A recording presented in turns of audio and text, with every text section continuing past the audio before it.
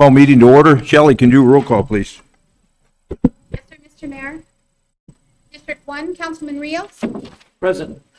2, Councilman Pastor. Present. District 3, Councilman Lisa. Present. District 4, Vice Mayor Stapleton. Here. District 6, Councilman. We have a quorum, Mr. Mayor. Thank you, Shelley. Please join me in prayer. Lord Jesus, we ask for your continued blessing over our wonderful community and to all our city staff. We ask for continued healing for all of those who have suffered illness or death from this COVID disease. Please bless this council with your continued guidance tonight as we deliberate and make decisions. In God's name we pray. Amen. Freddie, can you lead us? Pledge allegiance to the flag of of the United States of America, to the republic for which it stands, one nation, under God, indivisible, with liberty and justice for all.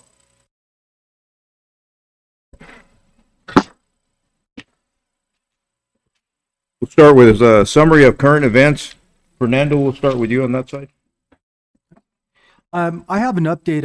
At the last meeting, I talked about how my friend Don Salcinas had donated a lot of time to the youth club, about 200 hours worth of electrical work, and he was an electrician. And as you know, those are not cheap. And he also, out of his own pocket, donated quite a bit of the lighting. It was energy efficient lighting. And so he passed away from COVID on March 23rd. He was only 52 years old.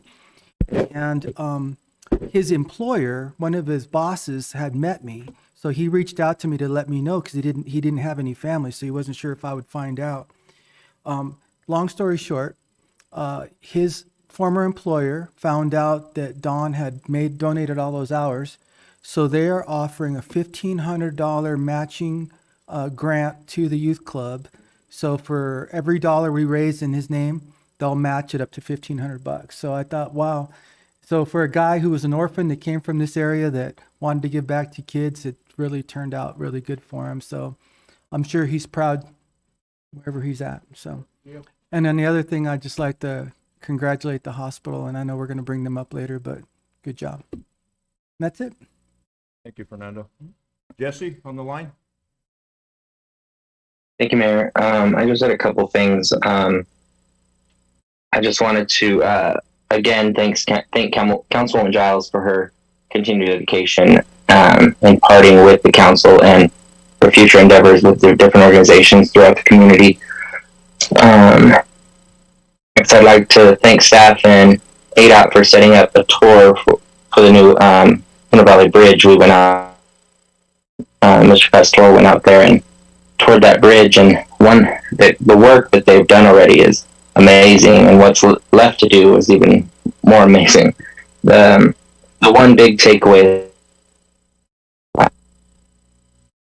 maybe staff could get a timeline worked out because they plan on closing that road for a full week in August.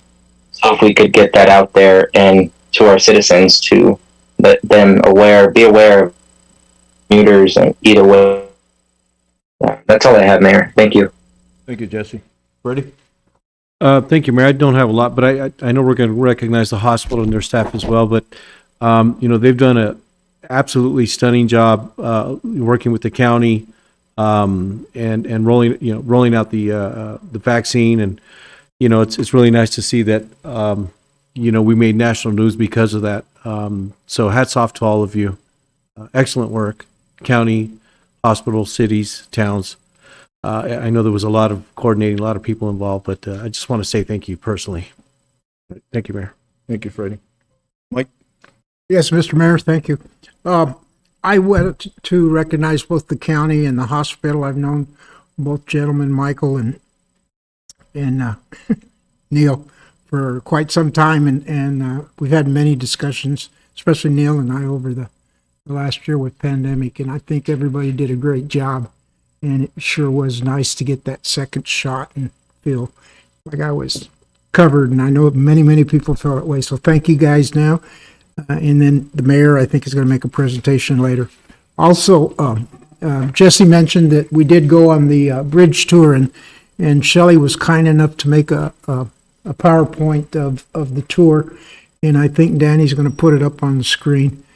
John Aguayo and Shelley and Jesse and I showed up out there. We met Mark Garenia from the ADOT. He's a former county employee. Now he's back with ADOT.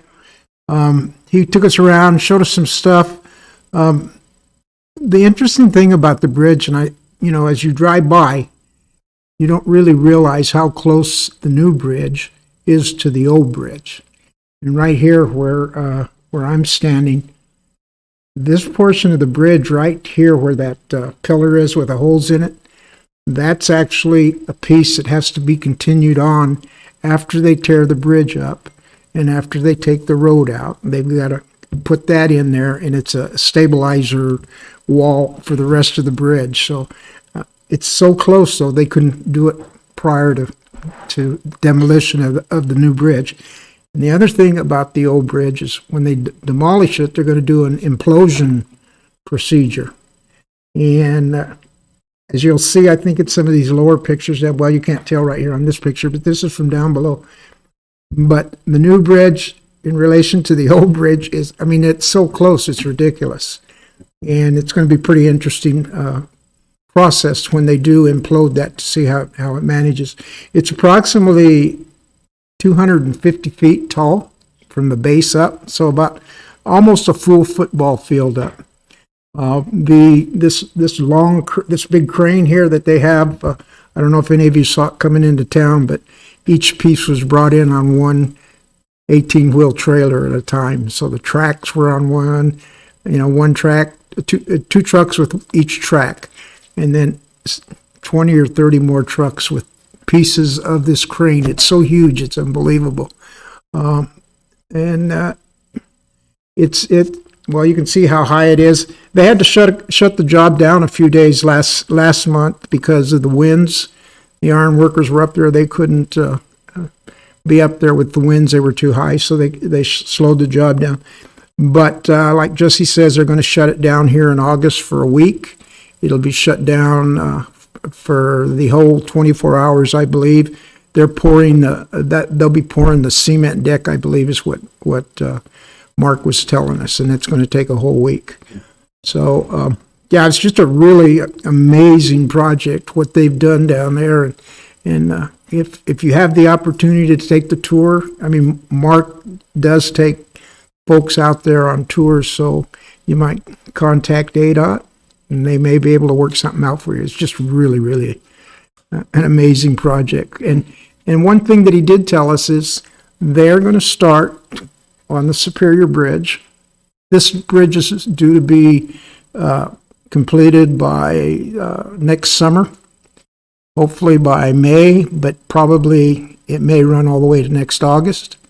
And then they will begin the project on the Superior Bridge, and they're building a new bridge. At one point, they weren't going to build a new bridge. They were just going to modify the existing bridge, but they've decided they need to build a new bridge. And so the logistics will be interesting when they get to that point. He didn't share a whole lot of information for us, but it did surprise us. As you drive across the Superior Bridge, you'll see guys working on the side. They're checking for bedrock and all that type of stuff. They're already starting to work, the preliminary work on the design for that. So anyways, it looks like next August, this one will be open, and it'll be interesting to go across it. But other than that, it was a really nice tour. I enjoyed it, and I thank ADOT for allowing us to do the tour. It was a pretty good day. We spent about an hour and a half, maybe 2 hours out there, so it worked pretty good. Thank you. That's all, Mr. Mayor. Thank you, Mike. Mike? I actually have nothing tonight, Mayor. Wow. Yeah? I'll take your time. I'll take your time. We'll take that. I apologize. I have a few things. Also, I want to thank Councilman Giles for her commitment, her time on council, and her service to this community. I do have a few things. I did attend a IGA Intergovernmental Agreement seminar that was put on by our councilman Bill Sims under the risk pool. Being part of the risk pool on their board of directors for the past 6 months has been interesting, in really understanding how many things can happen out there that will get your city or your county in trouble, where you need that risk pool to really protect you. It's been interesting to learn all the things out there that can get you in trouble, but we're very fortunate to have Bill Sims as our attorney. He's well known throughout the state. He gave an excellent seminar on the IGAs and what to look for as we all sign into them. So I really want to commend that. We're very lucky to have Bill Sims on board with us, with our city. On the 10th, this last Saturday, there was an open meeting law training that was at the Hollis Theaters. Thank you, Shelley, for putting that on, the city putting that on. And I was glad to see we had so many people from subcommittees, from the board of directors to the arts commissions to the historic preservation that attended it and really had a better understanding, I think, when they left there, how important it is to understand the open meeting law and any violations that you could run into as a subcommittee of the city. And, I think it was a refresher for me too, to be able to attend that. So it was very well. I also want to commend Carmen Slow. She celebrated her 107th birthday this last week. That is amazing. I think they had something for her. She was on TV, actually, Channel 15 News. Yeah, so it was great to see that. So congratulations to Carmen Slow. Just a quick update on COVID. I know we're going to talk about it later on. We are seeing a slight increase. Arizona has seen about a 12% increase. Nationwide, it's about 10%. We did reach the 17,000 deaths in Arizona. We reached that landmark. Gila County shows 24 cases, and Globe Miami community has shown 0 cases in the last 2 weeks, 2.5 weeks, which is great, with only, I think, 3 active cases in our community. I think our community is doing amazing. Percentage-wise, the state is 9.0, Gila County is 6.2. And I was amazed when Mike gave me some numbers, Michael Driscoll gave me some numbers, that 73% 65-year-olds are vaccinated in our county, and there's 20,000 in Gila County that have received 1 dose, and another 12 to 13 that have received a second dose. So they have done some amazing things in our community, and we commend it. And we'll talk a little more about that later when we make a presentation. I just want to bring up some things that are coming up. The Gila Monster UTV Fest is this weekend, April 16th through the 18th. The command or the post where they'll be staying will be at the Gila County Fairgrounds. I think he's saying they have 75 applicants right now, and they're coming in still, so which is good. We're bringing people from the outside coming to the community. You can go online on the Gila Monster UTV Fest, and if you want to sign up. On the 20th, from 4 o'clock to 7, there's a small business resource connection presentation, and it's going to be at the Miami High School gym. So they're going to have various people there, and I think we have somebody here with the Small Business Association that's going to give a presentation to understand a little better. On the 24th is a small business spring fling, and that's at the train depot. On the 7th, May 7th is First Friday, and then on May 29th, they're bringing the Silver King Scramble 50K trail run. It's going to start in Miami, go through the Pinellas, I think it is, and then end up in Globe at the community center, 50K. So that brings a lot of people from all over, out of state and within the state, which is amazing. And then the last thing I have, there's a community cleanup, April 16th, that's this weekend, 8 to 5, and April 17th, 8 to 2. And there'll be free dumpsters placed at locations, Gleason Street, Hill Street, at Nob Hill Grocery, and at the Copper Country Mobile Home Park and then also next to O'Reilly's. So if you have stuff to take, they have those there. They'll dump them daily.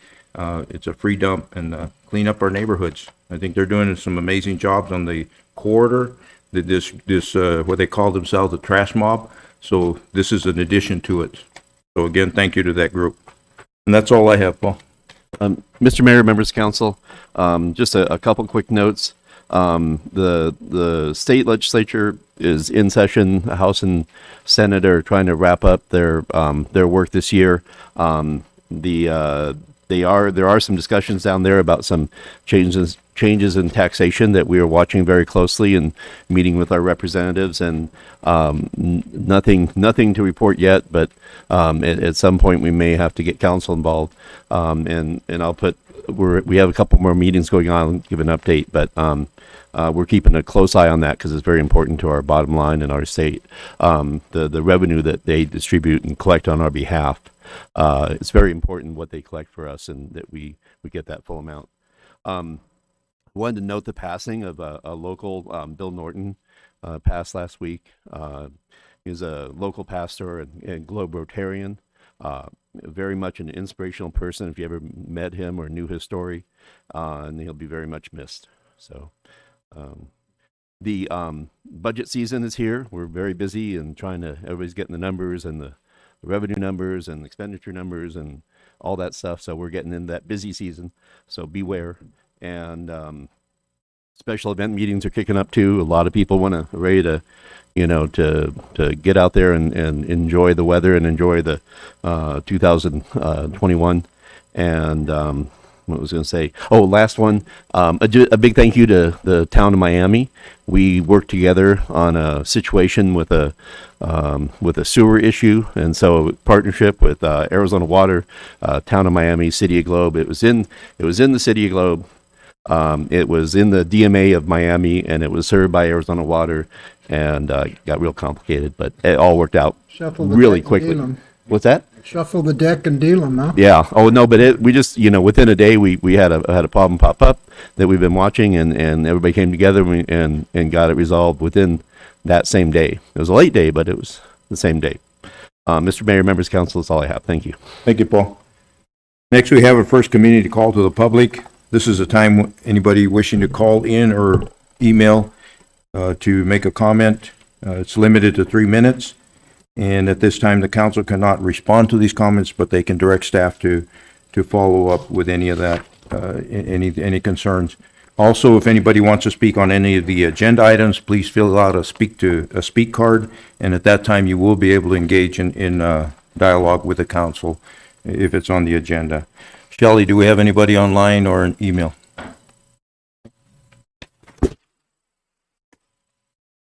So we'll go to guest presentations. And item 3A is City of Globe would like to recognize the leadership and commitment of Michael Driscoll and the Gila County Health Department, along with Neil Jensen and the Cobra Valley Regional Medical Center, to the Globe community during the COVID-19 pandemic. So we do have certificates for him, and I'll read the certificate, what it states. What do I do with it?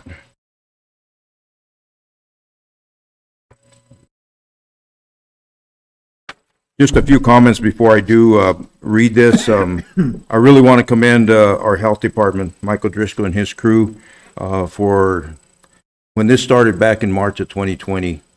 It was just craziness every day, being on Zoom meetings, trying to maneuver through numbers and trying to just realize what was happening. And their crew really did some amazing work, keeping the community involved, or keeping us informed. We knew what Safford was doing. We knew what the reservation was doing. We knew what Payson was doing, and of course our Globe Miami community. So that was very important. And a year later, we're still getting numbers, although they're not every day. They're now weekly, which is great. It's a lot better than it was before. I mean, some of the calls with Josh that are on there, he gave his nerdy explanations of the science of it and everything, but you know what? He did it in a way where we understood it, and it was very much appreciated to understand what they're doing. I know Stella. I bothered her many times. It was in the weekends or after work hours when I had a question as to what was going on. She was always very happy to take my call, and really I compliment her for being informative to me. So we have certificates, and I'll read it. And the top says proclamation recognizing Michael O'Driscoll, Paula Horn, Stella Gore, Todd Whitney, and Gila County Health Department. Recognizing Neil Jensen, Rhonda Mason, and Frank Staple in Cobra Valley Regional Medical Center.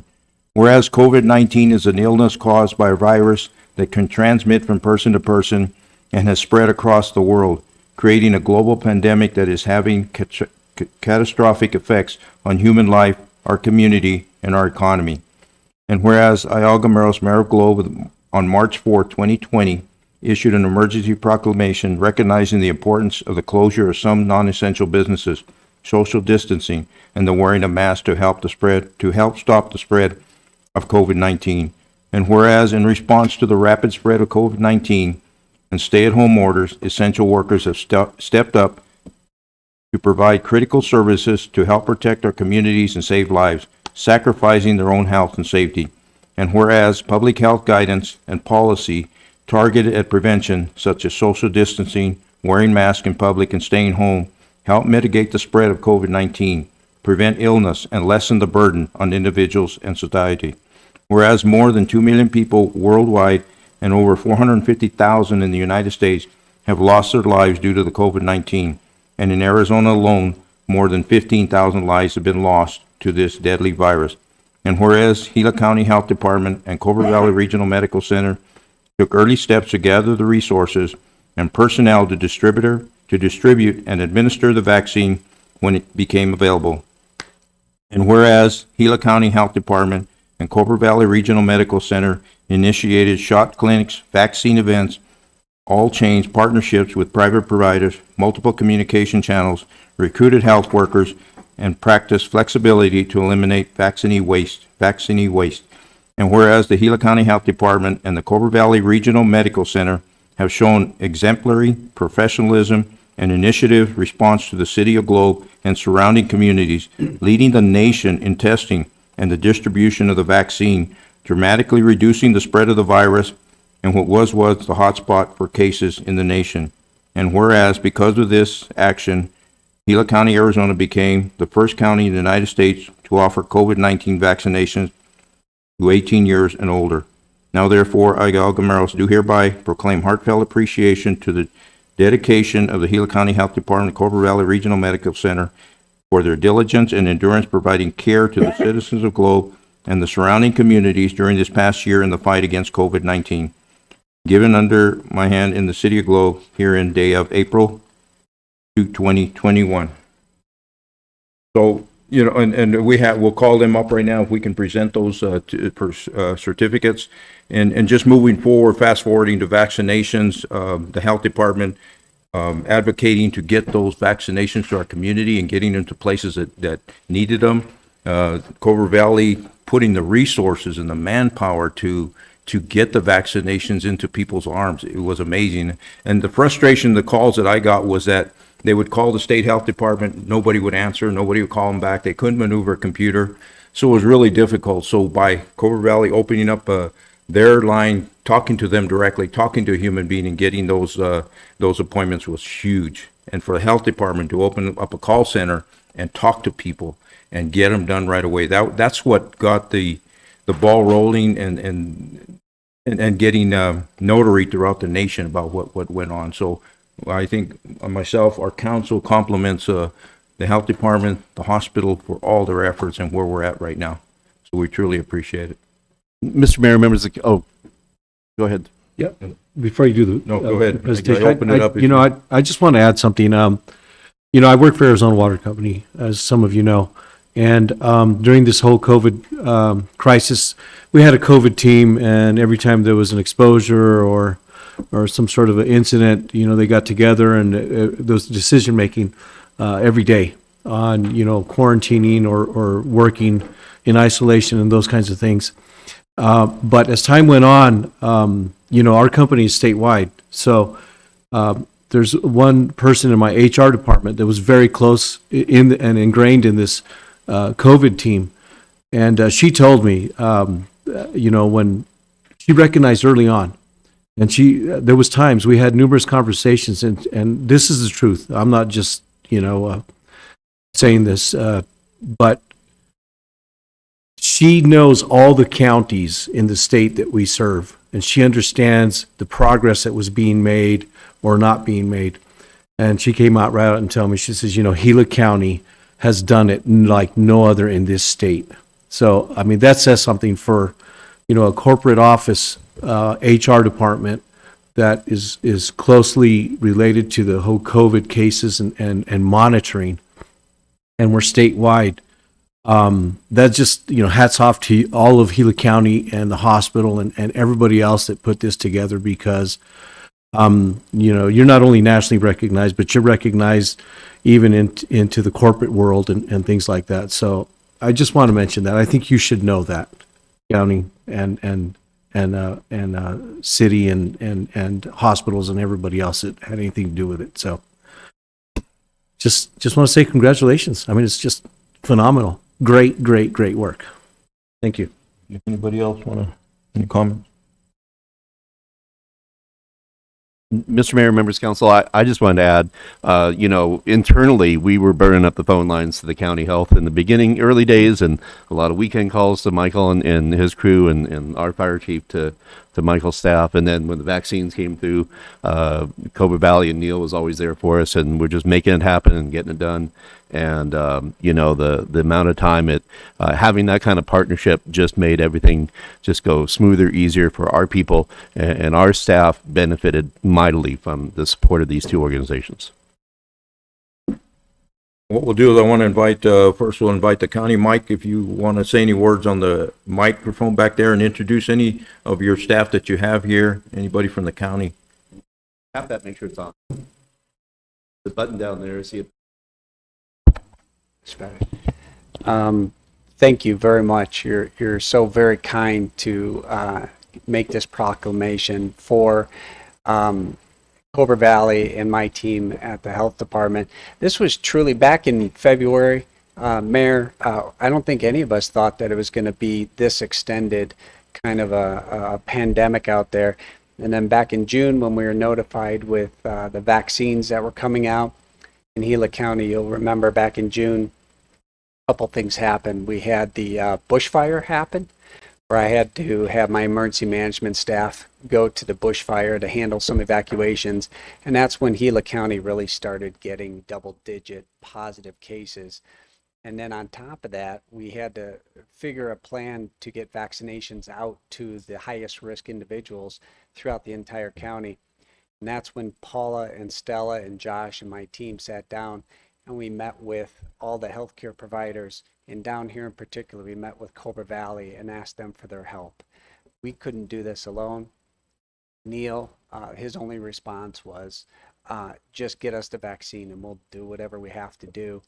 And I don't know if Cobra Valley realizes the pressure that they have taken off of my staff during the vaccination process. It was an incredible amount of vaccines that they pushed out, and we're able to focus our attention to some of the more rural areas in Gila County and go up north and help some of those healthcare providers, because they didn't have around the county, they didn't have a Cobra Valley to step up to really do clinics 5 days a week to help us with the vaccination. So I really at this particular time want to thank Cobra Valley from the bottom of my heart for taking some of a lot of the stress off my team.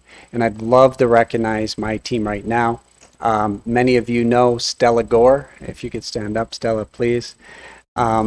Stella was incredible. She came to our team just helping with the contact tracing, and in a short period of time, she took it over. And now she controls all of the contact tracing and she manages that. So, and many of you know, you call her after hours 24/7 on the weekends, she would answer you. I did. Of course, I have to pay her overtime, but let's not talk about that. And Paula Horn, my deputy director. Paula was our HEOC manager, and she also took care of our healthcare providers and getting them allocated the vaccines and talked to them almost daily and made sure that we were able to get the vaccines to Cobra Valley that they requested. And I also want to thank, a lot of times people don't understand what happens in the background. Councils, mayors, elected officials, county managers, the county board of supervisors. We receive all this funding and we receive all this help, but we need to know where we need to place that help. And we need contracts written. We need contracts approved. The board of supervisors and the county manager approved our contracts faster than any other board of supervisors out there in Gila County. The council members from PACE and from Globe, our weekly calls, you guys let us know what your residents need, what was going on, and that was really key to helping with our success as well. We couldn't do this alone, and we had to reach out to parts of the community where the health departments didn't even know existed. And it was an incredible, I appreciate all your support. I really appreciated the weekly calls. Your calls after hours were so helpful to my staff and myself to let us know what was going on in Globe, because we really wanted to get the residents vaccinated, and we really didn't know what was going on locally without the elected officials and community leaders calling us and letting us know. So thank you very much for all that. And the last time I spoke about the successes of Gila County and some of our healthcare partners, the Arizona Public Health Association said I had 30 minutes, and 45 minutes later, they cut me off. So I'm going to stop right about now, and I'd love to have Neil up here if it's allowed, and have him say a few words too. Mike, can we have your crew, or we want to get them all Bring Mike's together? group down first, and then we'll do Neil, then we'll get a group picture. Get your crew up front. It'd be nice if we could stand behind them and get a picture, if we can do that.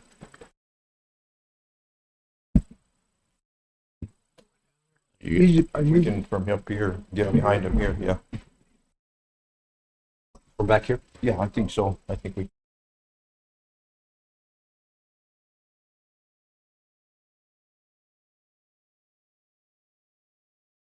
You guys can stand right in front here, and then we'll be behind you guys, if you get, yeah. There Got you the go. rabbit ears up? There you go.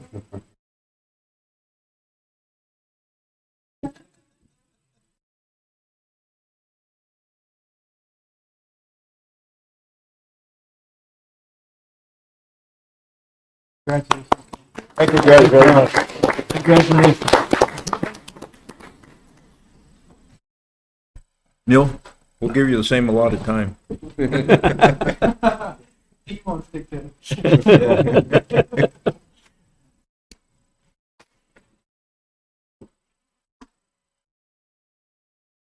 Mr. Mayor, members of the council, thank you. It's an honor to be here tonight. As I back up a little here and talk about our board, we have a board of directors that set a vision for our hospital to be the best, and to be the best healthcare provider, have the best employees in the best communities in the nation, in Arizona. We are the best, and you can see from what we've done here today as a team, as a county, as a hospital, to treat the community during this pandemic. So it's great to be part of a community where we're the best. And sometimes I hear we're not, and we are. And you just have to look at what happens in this community, what happens with our employees, our staff, everyone that comes to town, and they say we are a great community. So I do want to echo that. I also want to echo my appreciation for the county and the health department. This has been a journey in the city. We've all been through very challenging times. I've never in my life retracted, retraced, changed the plan so many times. We had supplies, we didn't have supplies. And when you sit down as a healthcare worker, you got to wear a mask, and next week you don't have to wear a mask because we don't have enough masks, or you can reuse a mask. And as a hospital CEO, changing the story with your employees is really tough, where you look for consistency and moving forward. Well, if it wasn't for our partnership with the county, they provide us with personal protective equipment. Our hospital employees actually never went without a mask. We did reuse them, but we never went without masks. We never had to wonder, are we going to be protected or not? You didn't go into a COVID room with a handkerchief on their face. They went in with N95s every time. Consequently, we almost saw no hospital-acquired COVID infections. Yet we treated many of our citizens, and very sadly, we watched many fine residents pass away from COVID. And that was very tragic. And so as we sit down as a hospital and the partnership, we're very blessed to be in the best communities, and what was pulled together and what it did to protect our community, to protect our employees, and then even on a more positive note, start to move out of this pandemic. As you see, I'm wearing a badge. It's got a little green sticker that says, "For your safety, I got vaccinated." And it's important that we tell people it works. As we rolled out the vaccination in partnership with Michael Driscoll and his team, our COVID infection rate crashed within the community. And to the point where we announced today, we have no new infections the last 2 weeks. And so what we've been able to do is protect our community. Doesn't mean COVID's gone. Doesn't mean we won't probably wash our hands a lot better and hopefully stay home when we're sick. We are very fortunate to be far ahead of the rest of the nation in protecting our community. So I just want to again say thank you. I thank my team. I've got Rhonda Mason here. Rhonda is our director of nursing. Rhonda actually led the whole COVID operations within the community. I know Paula and her are on speed dial, and Michael and I are on speed dial. And then on the clinic side, and what's a little less known is we rolled out almost just an extensive vaccine operation in all our satellite clinics, and that was done by Mr. Frank Stapleton, who is our VP of all our clinic operations. So all those is, we have clinics in Kearney and Superior and Tonto Basin and Young, and we rolled out vaccines in all those clinics. And from a scale size, just little smaller operations, but just as extensive in a percentage. I'll tell you, working with Pinal County is not like working with Gila County. And Michael and I had a lot of conversations about trying to do the right thing amidst all the politics. So again, thank you to everyone. We have a great community. We have a great hospital because we have a great community and a great county, and the partnership we're just so proud to be a part of. So thank you very much. Great. Thank you, Neil. Can we have your team come up and get a certificate and get a picture?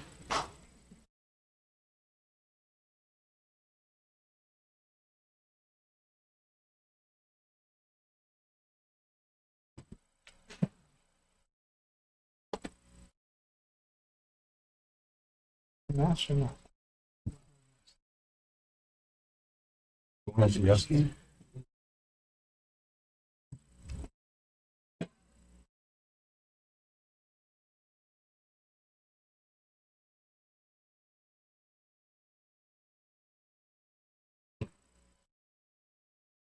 Thank you again.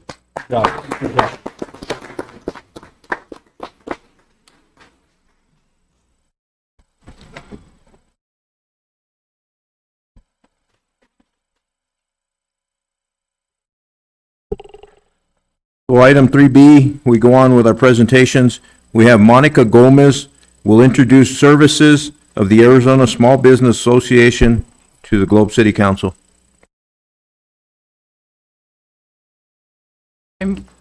Good evening, Mayor and Council. I'd like to introduce Monica Gomez to the community. Monica was born and raised in Globe, Miami, and we're happy to have her back and helping our community through our business support program. So I'd love to call Monica up so she can tell us what she's doing now at the Arizona Small Business Association. Thank you. Thank you very much, Linda. I can't even express the amount of gratitude that I have for the opportunity to give back to my community and where I was raised. So I want to thank you, Mayor Gameros, the members of the council, who I know many of, for allowing this opportunity to become another bridge for you, which would be amazing. You're building a new bridge to, have a safer passage to and from. I would love to be that bridge from metropolitan to rural Arizona. So Arizona Small Business, or ASBA, our main focus this year for 2021 is rural Arizona. It may be because I am now with ASBA, but so I want to say for our second slide here. Wait. Oh, sorry. Who is ASBA? Arizona Small Business was actually founded 48 years ago by 4 Hispanic individuals. So we thrive on ethnic diversity background. We are actually a women-run nonprofit as well, founded in 1973. We provide a very powerful and engaging platform to encourage consumers, small businesses, public officials to support and patronize small businesses with the goal of strengthening the economic basis and creating stability to increase sales more specifically. So what I like to call us is a little bit of a Google of the small business community. We're kind of your one-stop shop when it comes to either starting a small business, if you're already own a small business, or you just want to propel yourself forward. That's who you should come to, is Arizona Small Business. So for the third, like I said before, focuses on rural Arizona. We know that rural Arizona does a lot with a little. I had this conversation earlier, and I'm very, very used to doing a lot with a little. And clearly, from just listening to everything that you've done, hats off and congratulations again to everyone here for such an amazing job. But with Arizona Small Business, we would like to take it a step further. And we support, strong local leaderships where small businesses can thrive in rural Arizona. We're here to help chart an easier path for rural businesses, and we work collaboratively with local policymakers, staff, and partner organizations to do so. So again, going back to building that bridge, locking arms, walking hand in hand. Let us be the extension of your staff. Let us be your Google. So this next one. So how can ASBA support rural Arizona? You look at us like a big metropolitan company. We're not. We're small business. We're all about the small people. Obviously, in 2020, it was extremely challenging throughout the entire board. I had the pleasure of speaking with Linda about the small businesses, and that Globe actually did not lose a single small business, which I thought was amazing. And we would love to learn from you as well. So I think this is a really great partnership. Everyone is solely focused on keeping doors open, lights on. ASBA is really laser focused on bringing every valuable resource for the state of Arizona and internationally to small businesses across the state. So we really want to expand education for everyone. That's really what our substance is about. For this next one, ASBA members have access to the following benefits. Number one, access to capital. Again, it goes back to education. We provide the education, the webinars that provides the information for how do we gain access to capital? Who do we go to? What grants, what scholarships are available? We're in the middle of a pandemic and you want to start a business. How do you do that? We actually have a great article on our website right now that tells you exactly how to do it, which is great. So another thing that I really like, the 24-hour support for the Arizona chapter, and then also OSHA safety training are just a couple of things to highlight that we offer on our website as well too. One thing in particular that I truly love on this next slide, it's called Forge Ahead. Forge Ahead is a company we partnered called Journeyage, and Forge Ahead is 100% free to everyone, no matter what. You don't have to be a member of ASBA in order to have access to this. It provides how to build your social media, how to network as a small business. We wanted to make this available to everyone because we want everyone to be educated. That is just our motto. That's how we thrive. And we want more so small businesses who are most of the mom and pops here, who they are the ones in the front lines, you know them by name, and they go home at night and they say, well, how do I get access to more funding? Do I have the time? Do I have the energy? Can my eyes stay open long enough to actually do the research? The answer is more often no, and they just go, so on and so forth, day to day. That's what Arizona Small Business is for. And what Forge Ahead is for. A free program, it's emailed to you, read it, learn it on your own time. It is available 24/7, 365 days a week. So learn it on your own time, which is great for small business owners. Another amazing program that Arizona Small Business offers is called the Resource Alert. This is something that we provide once a week for our members, and it's sent out in an email. I also handle the social media for them as well too, so you will see tidbits of social media. Hey, check out our website or check out our email. This has to do with any new what was I going to say? Anything new, say Governor Ducey, passes a new legislature, we are on it immediately. We're informing all of our small businesses. Anything that has to do with small business, it is an immediate response and immediate information to the small business owners and our members of Arizona Small Business. And I just want to, again, graciously thank the mayor and the council members and Linda and Melissa for allowing me to speak and offer this amazing resource to you. And please, visit our website or give us a call or ask any questions to me. I'm more than happy to help at any time. Thank you. Thank you, Monica, and welcome back to Globe, Miami. And Mr. Mayor, as we transition, we're going to thank our friends from Cobra Valley and from the county, who I think may be exiting here Okay. as we go. So Thank you guys again, yeah. they get back to their busy lives. We appreciate you guys being here. Thank you all.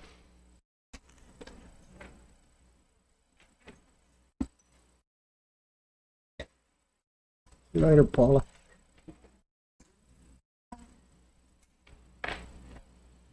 So we'll move on to special presentations. And item A is recognition of some of our employees. This new program that was started because of recognition of years of service. So we're going to have, the first one is recognition of Jeannie Seagrove with 5 years of service. And Paul, you'll be speaking for her? on Yes, and I think Jeannie is up there somewhere. So we're I am. put her up on the Zoom. Jeannie is zooming in tonight. So Jeannie, can you hear us? Yes, can you hear me?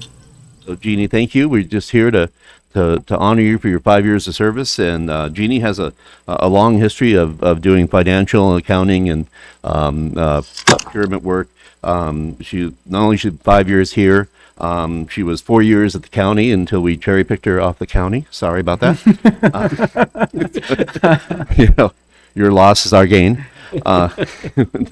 And Jeannie comes with actually 35 years of private sector experience, a lot of that in construction. So it's a really good fit. And in those early years, I did find out today that Jeannie honed her skills in finance as for 3 years, she was the official treasurer for the NOW organization. Was it in the 80s or early on? Now is National Organization for Women. She was, big on that, on all of that political activity back then, and a strong advocate for her causes. But she's looking after the money. So that is Jeannie's dedication. She is very good at what she does. Sometimes you have a good finance person when you have to tell them at least once a month it's not your money, it's the people's money, and she believes that. But she is dedicated to making sure that we're down to the penny. that we keep it all straight, that we follow the law, and she supports the other departments in doing that. And I think that the people of Globe can be sure that their finances and the taxes that we collect are in good hands. And Jeannie also offers interior design recommendations on paint colors for her,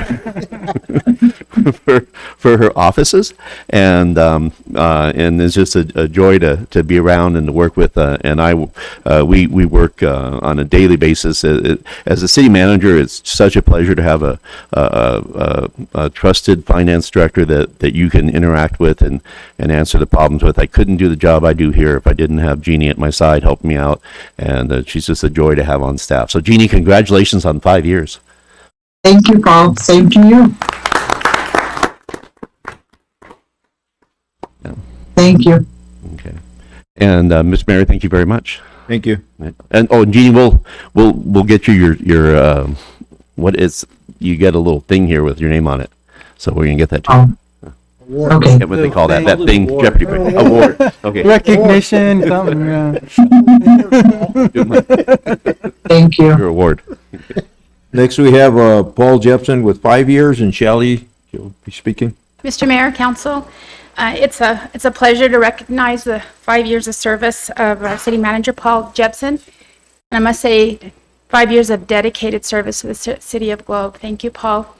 Paul serves at the pleasure of council, and through council's desires, has created an economic development department, the code enforcement department, our IT department. He's supported the restoring the health to our police department through hiring Chief Walters. He supports our great fire department, and we're looking forward to hopefully building a new fire station. It's just been a pleasure to work with Paul. He enforces and supports the function of this administration and all of its employees, and we really appreciate what you've done. I do, and I know I speak for everybody. So congratulations on 5 years with the city. I hope there's many more. Oh, thank you very much. I get my award. You get your little thing there. Your little thing. It's a thing for you. Paul, you do know that the average tenure of a city manager is 5 years, right? So he's average. Bingo.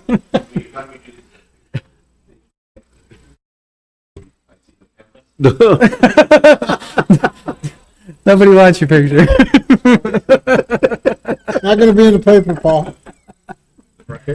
Thank you. Thank you, Shelley. Thank you, Paul.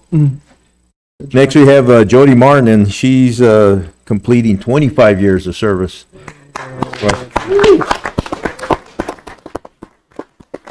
John? Good evening, Mayor and Council. How do you top that right off the bat? 25 years of service. You know, there's not a whole lot of people around the city right now where you know, when I started, that I could say that was here when I started. Jody's one of those people.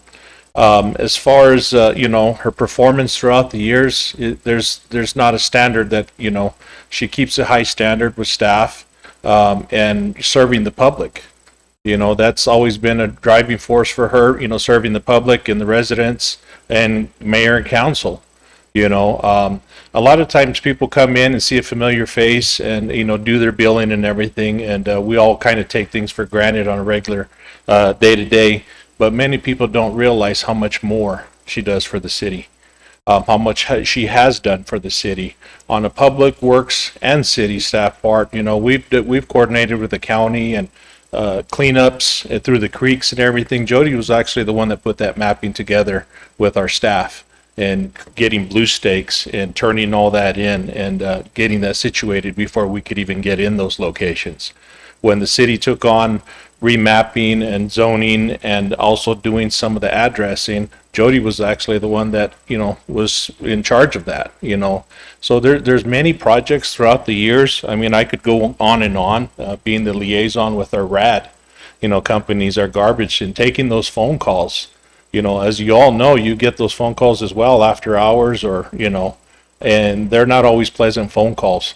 But there's always a good response, and you know, professionalism that she reaches and extends her hands out to all the departments for their needs, or what, she can redirect wherever those needs to be met, they need to be met. One of the biggest things I know that I'm always appreciative of, I've always said that, Google Maps has nothing on Jody. Because, every time I've had an issue, I actually contact Jody, and she can pull up maps. I often come in and she knows I'm going to ask her, once I reference something to her, she knows I'm going to ask her for a favor. So that much I do appreciate, always being there for not just myself, more so for my staff coming in on a, like I said, a day to day. And going forward, we talk about mentorship and succession and wanting to train our employees and better employees. What better of a resource can we have here in our own office, having Jody in there? And I'm appreciative of what she does for the city. And I hope that, Mayor and Council, I know you do. But like I said, I just want to congratulate Jody on the years of service. Thank you.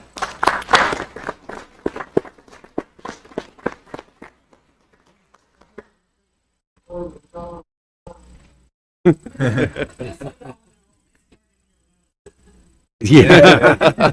So did I.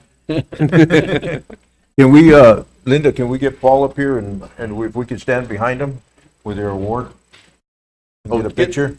Get a picture of you guys, and I'll jump in and get a second one. Yeah. We'll Okay. get Jody the 25-year, you bet.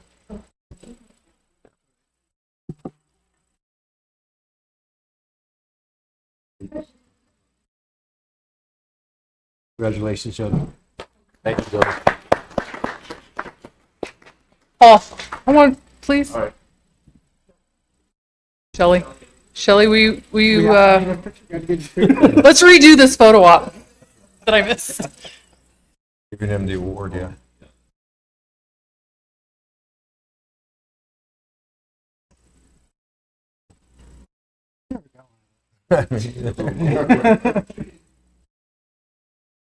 Awesome. Thank you. Congratulations. Good job, Paul.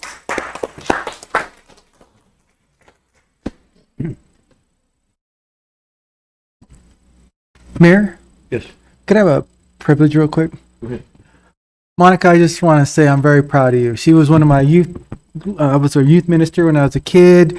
She's got a beautiful voice. She sang at church, and it's just so nice to see you make something of yourself and then come back and end up helping our community again. So you just never know how things are going to come back to you. So congratulations on your success, and I hope we can work together. I agree. Good job.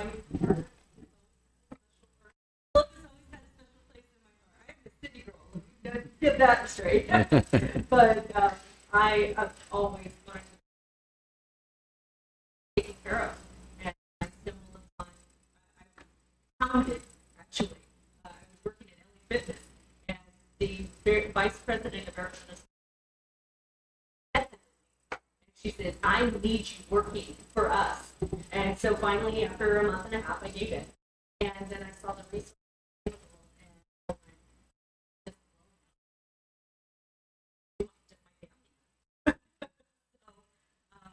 That's when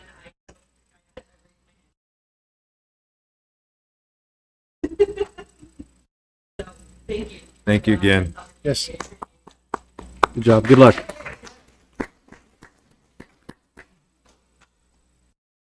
Next, we have presentation of the Employee Engagement and Workplace Improvement Plan. Paul. Mr. Mayor, members of council, thank you very much. So, and I think that Danny has a slide that he's going to throw up there. And Danny, am I driving the, is this the button? That looks like the remote for the camera. Oh,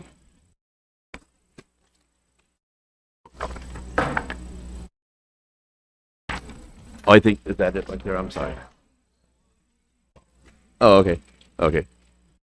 So thank you. So, Mr. Mayor, members of council, we're going to go ahead and present from here just to save some time. And so background, employees are the city of Globe's #1 asset. Over the past 6 months, we've talked about this, and council has challenged me to reach out and see what we can do to impress and add benefit our employees in both their making sure they're well taken care of and making sure that the workplace is suitable for them. The purpose of this presentation is to update council on efforts to date and to give you our next steps.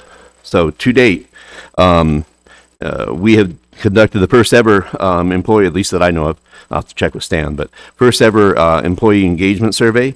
We presented those results to council. They were and they were positive, yet there were areas we could improve. We conducted 8 initial employee focus groups that was very over at the Hollis Theater, very interactive and got a lot of information out of there.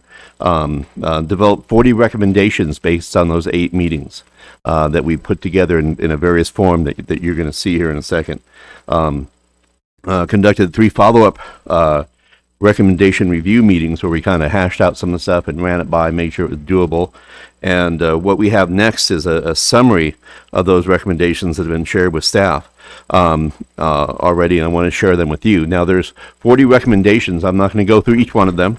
I think there are 2 that I want to focus on, but mainly if you have questions, if council has questions on any of these as I go through, please stop me, and then I will do I will just go through briefly just the categories.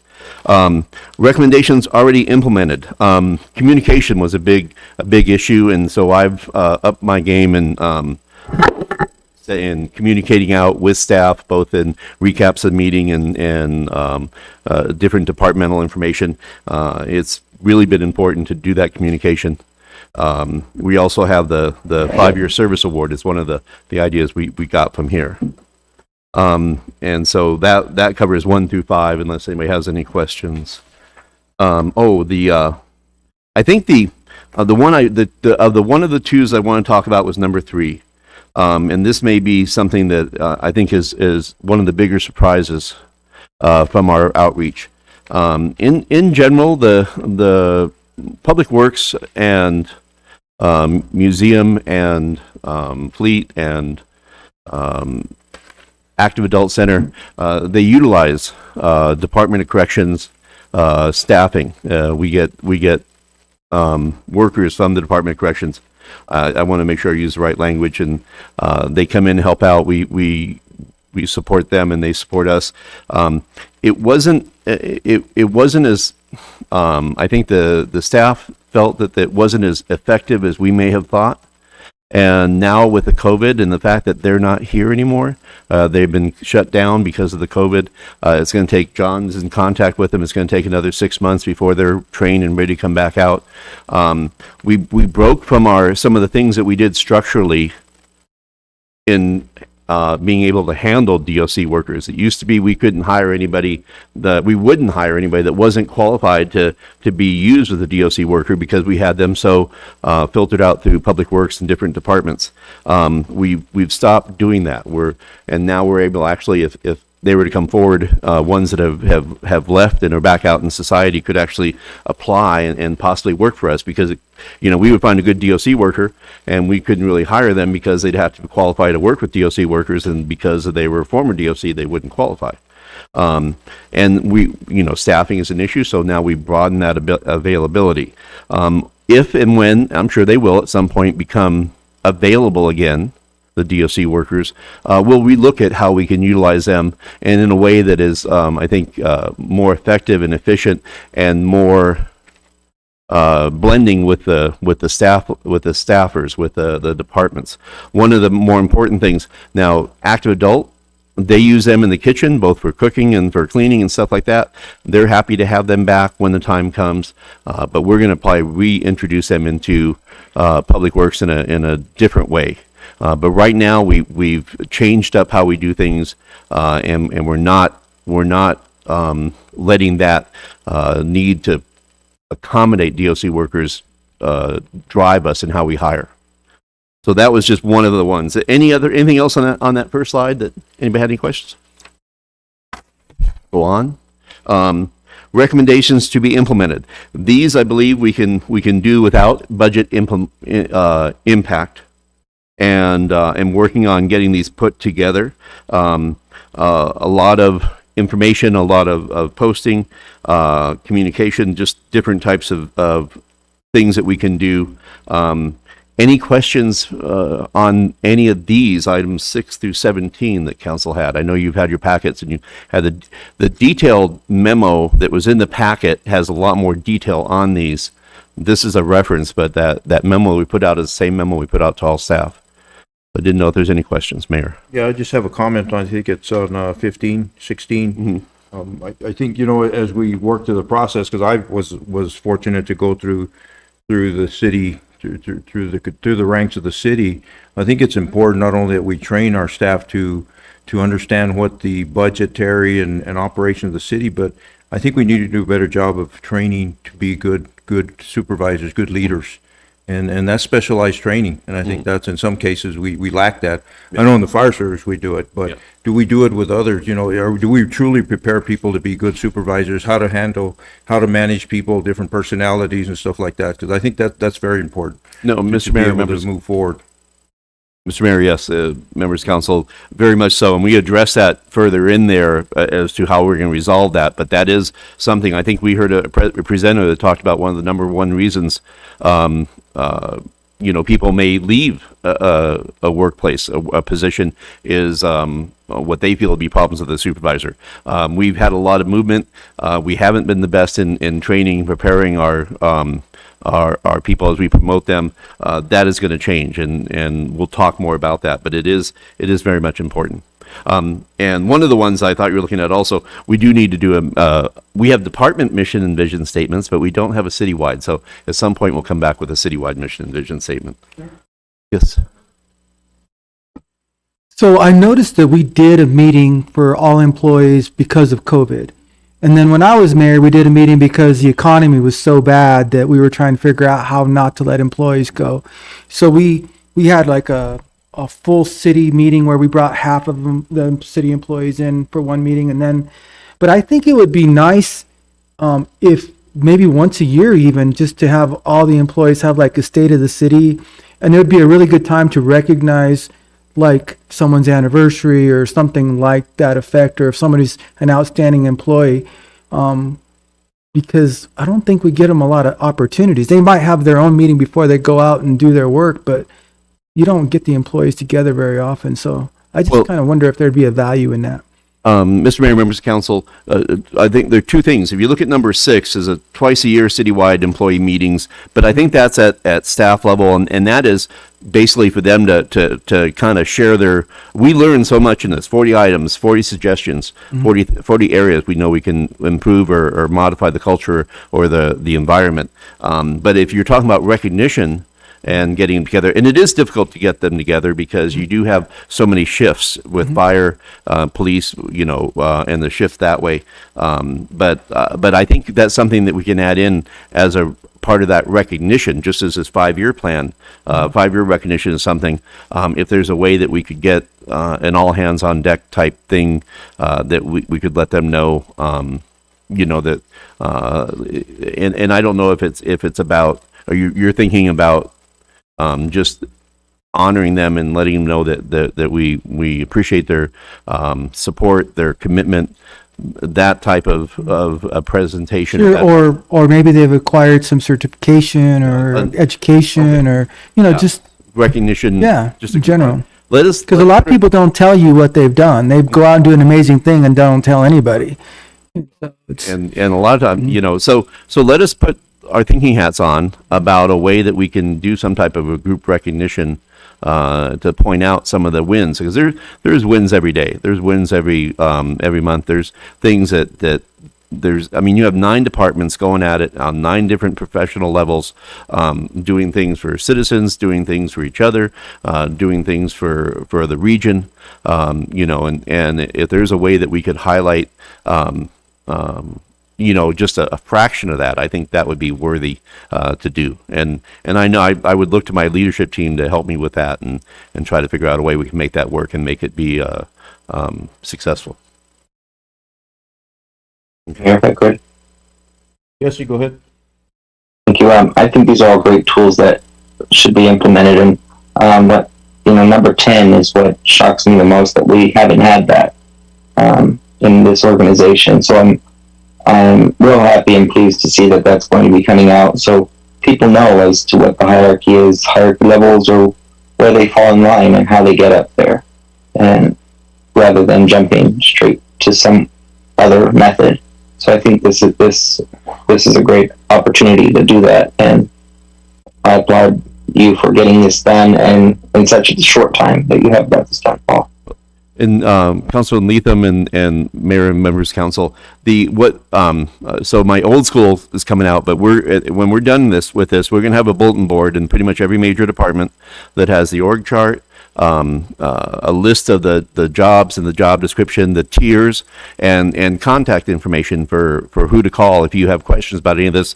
We are bringing on a independent HR person that will help with all this. So, but we finally just got everybody with an email address, but email and checking things. If you walk by that board, I mean, sometimes you're roaming around City Hall, you're roaming around your department, and you look at that org chart, and you look at those tiers, and you look at what it takes to get a promotion or to get a pay increase through a tier system. And just so anybody knows, a tier structure means that if you meet certain requirements, if you get some training, you have years of experience, you get a good review, that you automatically get a pay raise. And not only do we need to advertise that, but demonstrate what those job classifications. Oh, the other thing we'll be posting is openings, so that people know. I mean, some of the best people we can hire are people who are recommended by the staff we have now.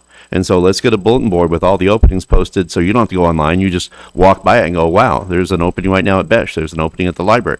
I got some people. I know somebody might like this.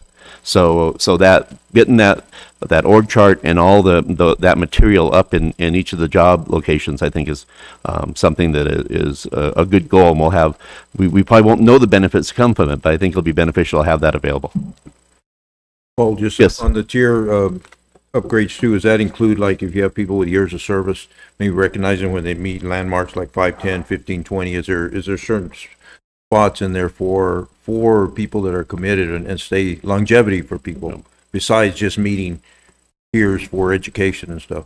We have a tier system with Public Works. I know that both police and fire have a tier system there also, and the metrics that take to trigger those, I would probably wait for the budget process, but because there are triggers in there, and going into each one, but it's something that if it doesn't happen automatically, it's something that people should see and know they're out there and trigger that. But we will have I think on the 20th, we'll have a little bit deeper conversation about these structures and how we allow people. Because I mean, that's one of the questions. How do I advance? I want to climb the ladder in the city. And it's like, well, if you do this, this, and this, boom, you go. And so, but I hesitate. I would rather let the directors of each department talk about their individual tier system, so I don't say something that isn't quite accurate. So, anything else on these slides? Okay, so the next slide. These require budgetary support. And so before we implement these, we will have to either build it into the budget as part of the budget, or make sure that what we promise we have the money budgeted for. Okay, I think they're very doable, but these will be either included as part of the budget or priced into the budget, so that we have the funds to make these happen. And I don't know if there's any questions on these 18 through 29. And as they pop up through the budget process, we'll call them out. But this is just information, ideas that we're going to try to build in there. And now we have recommendations to be addressed in the future. These are a little bit more meaty and long-term discussions, and I put these in here because these were meaty discussions we had with different groups in here. The importance of the fire station, multi-year budgeting, even stress management. These are things that that I heard, and I added them to the list because I wanted to let the employees know that I heard these conversations, and these are on my radar, on our radar as leadership, that we. The only one I did want to talk about here, 31, I've given it a name. I call it whiplash. Reduced staff whiplash in duties and assignments. The conversation started from a public works employee who said, you know, I leave at night, and I'm going to come the next day, and I'm going to be working on one thing, and lo and behold, I get directed to another thing. And then I try to work on that, and then I get directed to another thing. And it made me realize that there is natural whiplash in city government. We experience it all the time. We have whiplash that we must address. You know, if you're out there and you're in the water department and you're doing what you need to do for maintenance, and there's a leak, boom, whiplash. But sometimes there's some self-imposed whiplash that we're going to try to reduce. And that's one of the things that we're working on in duties and assignments. We face a gigantic hurdle in trying to staff up on public works. I think we have openings now, John? Okay, good. Yeah. Okay, good. And we always try to overhire in public works because there's a lot of movement there. It's a competitive market, and just a lot of factors. I won't go in here, but one of the things we're trying to separate at least in public works, the difference between maintenance repair and improvements. Improvements are one time, maintenance repair is all the time. The thing that public works and John's crews are there to do is to keep the streets, the water, the wastewater working, functioning, up to speed, the parks, the beautification, all of that. That is their ongoing duty. But yet we also sometimes pull them off for specialty things, improvements and projects that we have. And that back and forth from their core function of maintenance repair to having them have to go out and do certain things that are improvements. We get a lot done. We save a lot of money by doing that, but it takes its tolls in efficiency and in morale and in going back and forth all the time. So one of the things we're trying to do, and this has kind of happened with the separation of the city engineer and the public works department, with the improvement, which is primarily under city engineer, under Jerry Barnes, that we build in and use our consultants and our capital funds to use that money to hire staffing to do those things that are a one-time job.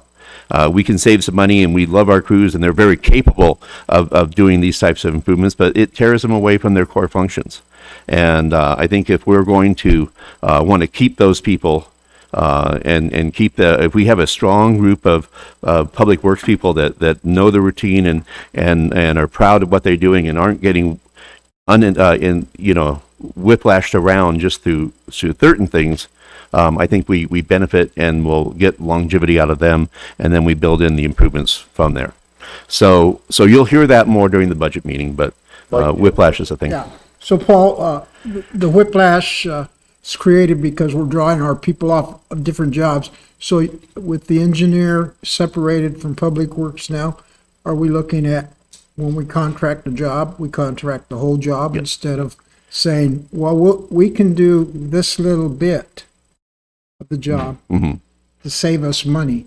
And in the long run, we really don't save money because we're moving our people off of the jobs that they were doing. Right. And I'll tell you, we probably saved $1 million on our refit of our sewer plant. Well, and that was that was a lot of our people working on that, and that one paid off, and we still have jobs that we do that. But I think when we can, we try to bid the whole job, and we may not get as many projects done. We may not achieve as many capital improvement projects, but it doesn't take its toll on the staffing. Such as a fence project on I mean, Bonita. Our people have lots of skills, but when you're putting up all those miles of fence out at Cutter, you just get a crew in there and they get it done and get out of there.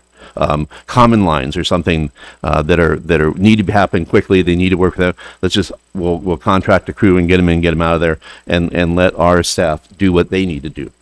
And so, and I think that will help with appreciation, with efficiency, and with people, as best they can, knowing what they're going to be doing. Now, there is no fantasy that every morning John's not going to have how many things that you get phone calls, sometimes from me. So I am a source of whiplash, and council is too, but we have to adapt, and they're flexible. But if we can avoid the intentional whiplash, we can build that out of our system, we can minimize it as best we can. That was the other one I wanted to talk about. I'm sorry for taking so long to share that with you, but I thought it was important. And it was something didn't totally realize until we had these meetings. Well, on 33 on promotion of stress management, especially with police and fire and, all the issues they deal with in PTSD and stuff that we've seen. I know in our board of directors with the risk pool, we're looking at expanding the amount of having specialized individuals, doctors, psychiatrists that could deal with PTSD. So they are looking at that because they are seeing an increase in police and fire, and they want to really promote that because we're limited as to what our workman's comp covers. And so if we expand that number or get specialized individuals in that pool, it's going to be a lot better. And we're waiting on proposal on that with the risk pool. And eliminating stress could be anything as simple as having a Friday potluck, all the way up to the special needs that we recognize in police and fire, and having the services and the counseling and even when they say, I'm fine, I'm good, we have our chiefs know that the best way to deal with that is to go by the protocols and go by best practices and take care of our people. So it's hard to do anything more than say that we recognize it, and at all levels we're going to try to minimize it and react to it as best we can. Anything else on these? Okay. And then I think the last one, we have some other issues that we're going to be working to address. These are a little bit more complicated or technical or special, but we'll be building those in and addressing. These are other things that we've heard. Don't know if we can afford all of them, but I think mentoring is real important. I think that we do intend to bring back the when we had the week between Christmas and New Year's off, that I think was a really big hit. We get a lot of feedback. People just got a breather. 10 to 12 days without thinking about work gives you a little bit of refresher. You come back and there we realize that we need to do better at paying overtime over holidays. We're building those in. Those will be built into the budget this year, but these are things also we're looking at that are a little bit more complicated. Any questions on 35 to 40? Okay. Mr. Mayor, thank you. Then let's go on. Just some additional support for employees. This is what's coming up next. On the 19th and 20th, it may be the 18th and 20th, we're trying to nail this down. We're going to have what we're calling the reorientation half-day training session. This is going to be with our partners with Lakoya and her firm, where the same type of material that you would have when you first start an organization. They sit you down and they make it, they tell you all about the insurance and the protocols and where the help is. It's just a chance to get everybody on the same page on many issues. This will overlap with open enrollment. And so we hope to be able to also talk about some of the big changes coming in open enrollment. And it's not change, it's additions. I'll make sure, just so for the record, HMO and PPO options are still remaining just as they have. No one's going to be asked to change their health insurance, but we're bringing on a third level, and we'll talk about that more. So this reorientation is part of the master of our plan that we had talked about and used with Lakoya to get that going. The initiation of the offsite HR associate to provide confidential employee support. We want to have some. It's always good to have somebody that people feel comfortable to call.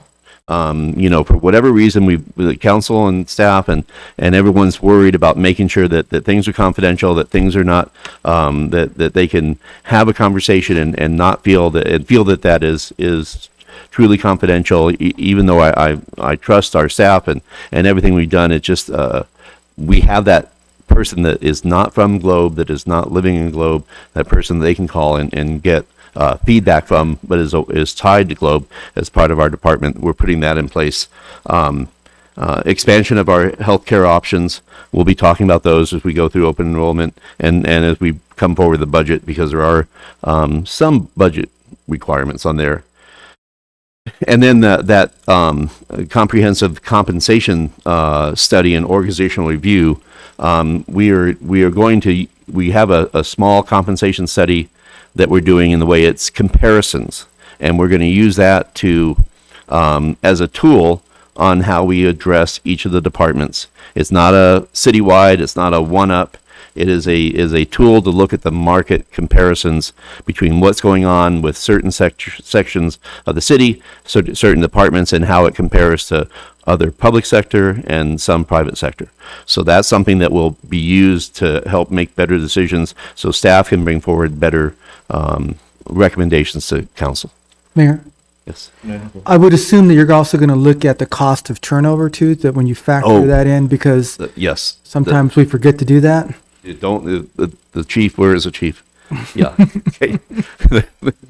we can, the cost of turnover, the training, I mean, especially with PD, and just because of the extensive of having to send to academy with Gary, with all the reserves, with all the time that John spends with getting his people up to speed and getting them orientated so they can do their thing. Every department, and turnover is expensive. And so if we can invest on the front end and save that turnover, I think anybody who takes a realistic look of some of the turnover that's happened in the past 5-10 years, it has cost the city. And so if we can eliminate that, that's a gigantic goal. So, and let's see, what else I have on here. Additional support for employees. Some of the other things we intend to do. We are going to develop a specific for Globe in-house leadership training program.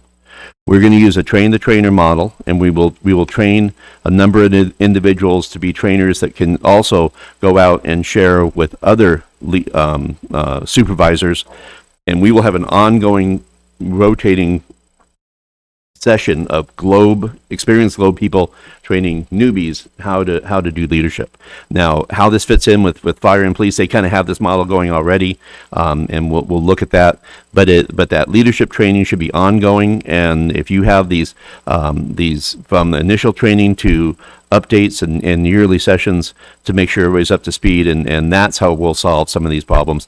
That will help with turnover also, because again, leadership and your supervisor and your workforce culture is a big deal. It's not just about pay, it's about the culture and how you feel. If you feel like you fit, if you feel like you belong, you feel like you're valued, you're going to do everything you can to stay, if you can. So that leadership training, and once we get trained up, we will keep that cycling with our own people and our own updates. Same thing with customer service training. We are 103 people that provide service to 7,500 people, and we need to remember that. And so there's nothing customer service training on how to respond to the public, how to respond to each other, how to see things through. I think that is another set of training where we will train the trainer model. Then we will take those trainers and keep that going forward, perpetuating throughout the years. So we are starting those two new things that have not happened before. Additional productivity enhancements, we enhance communication, anything we can do. If we can't hire we can't afford to hire a bunch more employees, let's make the employees we have more efficient, more effective, and give them the tools they'll get more, that they can take care of more, be more productive. Policies and structures that reduce turnover, succession planning, so people see that ladder. These are all employee enhancements that we need to build in, recognize, and share all the way up and down the line from the first day that new maintenance worker hits the ground, all the way up to director level hires and promotions. Let's see here what else we got. I don't know if questions. So that's a quick overview of a very important topic and something that council has tasked me to do, and I'm happy to be doing it, and seeing just my heart is lifted by some of the experiences and things we're learning, and the rebuilding that we're doing, and I think this council will be proud of what you're going to see from already and what you'll see in the next year. So, any questions? Questions? Thank you, Paul. Mr. Mayor, members of council, thank you very much. Item C is presentation on partial updates to the city personnel policy to deal with accruals of vacation and sick time. Chris. Good evening, Mayor and members of the council. So, as we know, the existing city rules and regulations, also known as the employee handbook, is over 10 years old. It's 11 years old now. It's in bad need of a lot of updates due to many, quite a few different reasons. But so we're going to try something different, and instead of bringing you a huge document with a lot of changes that's going to take a long time to go through, we're going to bring this in small segments, and then at the end of, after all the changes are made, we'll have a resolution for adoption at the end. So, and then during this process, we're going to perhaps even take some of the very minor, simple things that we have to change and just add those to the consent calendar. So unless if you want to talk to them, you can pull them off consent. If you don't feel it's necessary to talk to them, we could just keep the ball rolling about as far as bringing these updates to council. But to get started, we're going to talk about vacation and sick time accruals. Well, we have a lot of different schedules within the city employees. And the best example is the fire department and the number of hours they work a year versus the number of hours the regular 8 to 5 guy works. 8 to 5 people work 2,080 hours a year, regular time. And Gary, what's the hour on? So to have them accumulate at the same rate isn't quite fair. So we've come up with a formula that kind of makes it more fair. But we also have employees that are working less than 40 hours a week. Some average 32, some 29. And we have one job at the library that's, I believe, a 29, one at the senior center that's 29 hours. So their rate of accumulation is going to be based off of their hours worked also.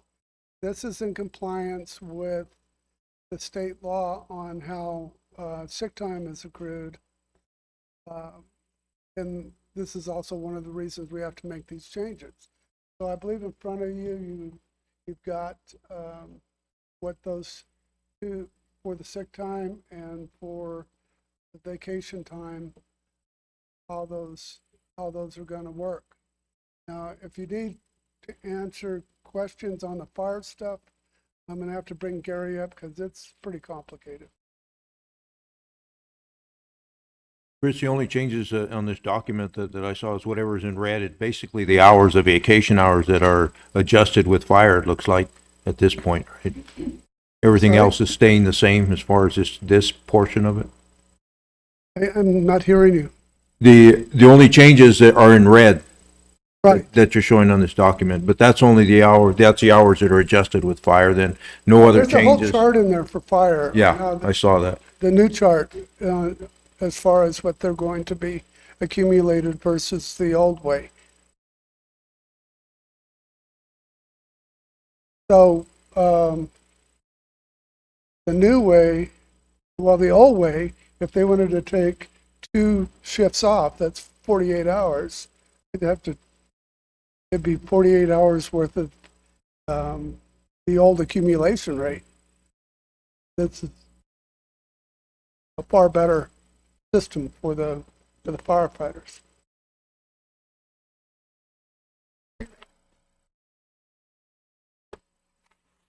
Any questions or comments for Chris on this? Mr. Mayor, I think, yeah, Dale, if you want to run back to the, Walters, yeah. Does this address the police?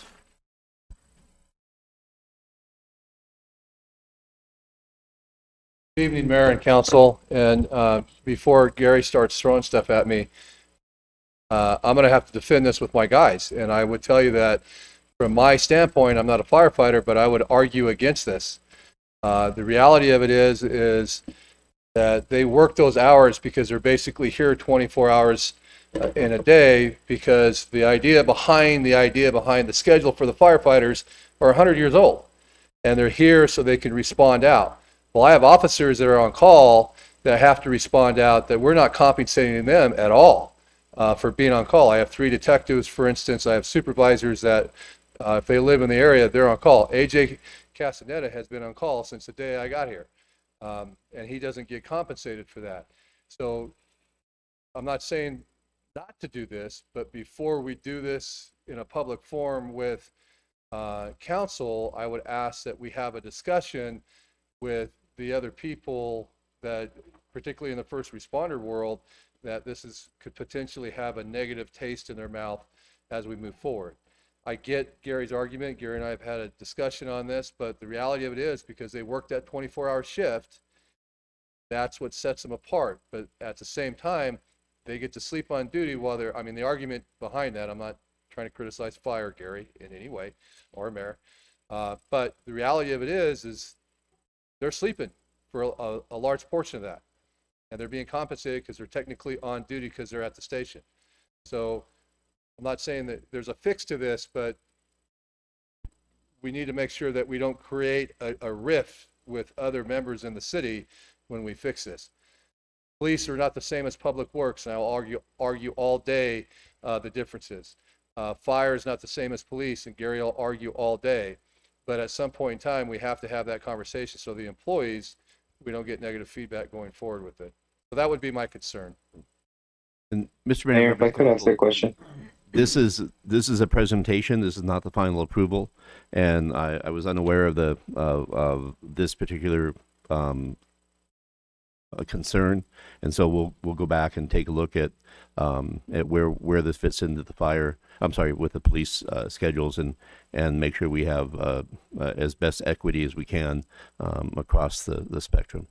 So we will take note of this, and when we come back again, we'll let you know what's become of this conversation. I got a comment on when we talk like AJ though, is he a salaried employee? You know, his time, his hours. I understand even the fire chief is on call 24/7. He's not compensated. He works 40 hours a week, but he's on call. I know what it is to be on call 24/7, but I was a salaried employee, so I knew that I wasn't going to pay extra for that. Now, if they're an hourly employee that is working 24-hour shifts, I could see them accumulating the extra additional hours. Because really all I am is I was a 40-hour employee, although I would put in 70 hours, 80 hours a week could be at times. So I think we got to look at what their level is. And when they take a salary position, that they understand that that's their salary at no matter what their hours are. We don't get compensated extra for that. Right, and I would agree with you, Mayor, on that, but there's 2 things I would point out. First of all, it's not just salaried employees. None of my detectives are salaried employees, and they're all on call. Secondly, salary employees that do this, I mean, if we're going to compensate them, include that for it, then they need to be marketed within the market range of that, and we are not. So it's a combination of both. So, and you know, as short-staffed as we are, it doesn't really matter how much vacation time we accrue at this point in time, and I think Gary's in the same boat we are. We can't let people off on vacation at times, so it's accruing at a faster rate than they can take it because we just don't have the staffing. So there's a number of things that go along with that. My concern is just the compensation level as we move forward, and I know we'll have a lot of discussions on this through the budgetary process. So I apologize if I threw a wrench in it. Mr. Mayor. Go ahead, Jesse. Thank you. When the water dogs get called out, when they're on call, do they get compensated for that being on call and and doing that on call? And if so, couldn't we mimic something like that here? They're an hourly employee. They are compensated by their hourly. I did not hear what type of employee They gets, get called out, or they compensated by their hourly. yeah, The water dogs, when they're out there, there's a break in the middle of the night and they're going out. They're being called out in the middle of the night to go fix a water line. I'll let John explain this one, because the answer is yes, but it's more complicated than that. Mayor and council, when we actually have salaried employees like Dave Kemp, supervisor and stuff, they're not compensated because, like you mentioned, Mayor, they are a salaried employee. They will go out on calls, myself and other. But for the employee that's hourly, actually does get paid overtime. We had flex time, we had, different methods, as you remember, we've gone throughout the years, but currently we actually just pay overtime. Mr. Mayor, members of council, but John, every night and every weekend, there is one person designated that if you need to go check on something, Yes. and that person gets paid just for being on call at a minimum rate, and then they get the money if they do have to go out. Yes, they do. They actually get from 4 o'clock or end of day, normal hours. That person will take the phone home. He's on call. He's the first responder, so to speak, in a sense. There's initiate a phone call, and before we calls additional crew out to do there's repairs needed. He does receive that compensation for being on call, and if he actually gets called out, then there's the overtime that actually goes with that. And that's an hourly employee? Yes, Okay. yes, they're always Sorry, hourly. What was the compensation for it if you're on call? I'm sorry, I didn't hear it. $2 an hour. Yes, $2 an hour. $2 an hour Yes, for every hour they're. yes, for every hour. So we don't have just a standard rate that says if you're an hourly employee and you work 8 hours a day, you get paid $10 an hour, okay? And if you have to work overtime, then overtime is time and a half, correct? Correct. If we have already reached our 40-hour. Oh, so they gotta work So if 40 you hours. get called out on Tuesday. Okay, so if they part of the get week, called out, they still just get their hourly rate until they hit 40 hours? Yes. Then it's time. So, and Mr. Mayor, members of council, the adjustment, in those 40 recommendations that we've had, there's about 5 or 6 that deal with this very scenario. And we can kind of come back and encapsulate it into an idea. I will tell you, just to Councilman Pastor, just to address your question, let's say that the law says that you earn overtime on anything over 40 that you worked, okay? Now, what happens, what we're going to fix is, let's say Thanksgiving. You work Monday, Tuesday, Wednesday, you have Thanksgiving off, but then Friday you have to, or let's say Thursday night, Thanksgiving night, you got to go out and work on something. And because you've only gotten, that 24 hours, you're not going to get overtime. We're going to fix that. And we have a way to set that up. So if we count we count the vacation as hours worked in the calculating of overtime. Any holiday could be counted as hours worked. So if you work extra hours during a week that had a holiday, instead of getting paid straight time for that, then it would qualify for overtime. But let's say you took a Monday off and you just, you had family in town, you took a Monday off, and then you work your Tuesday, Wednesday, Thursday, and Thursday night, you get called out for 4 hours overtime after hours, but it still doesn't go over the 40 hours you worked in your job position. You would only get straight time for that extra hours on top of that. Is that correct, Chris? Yeah.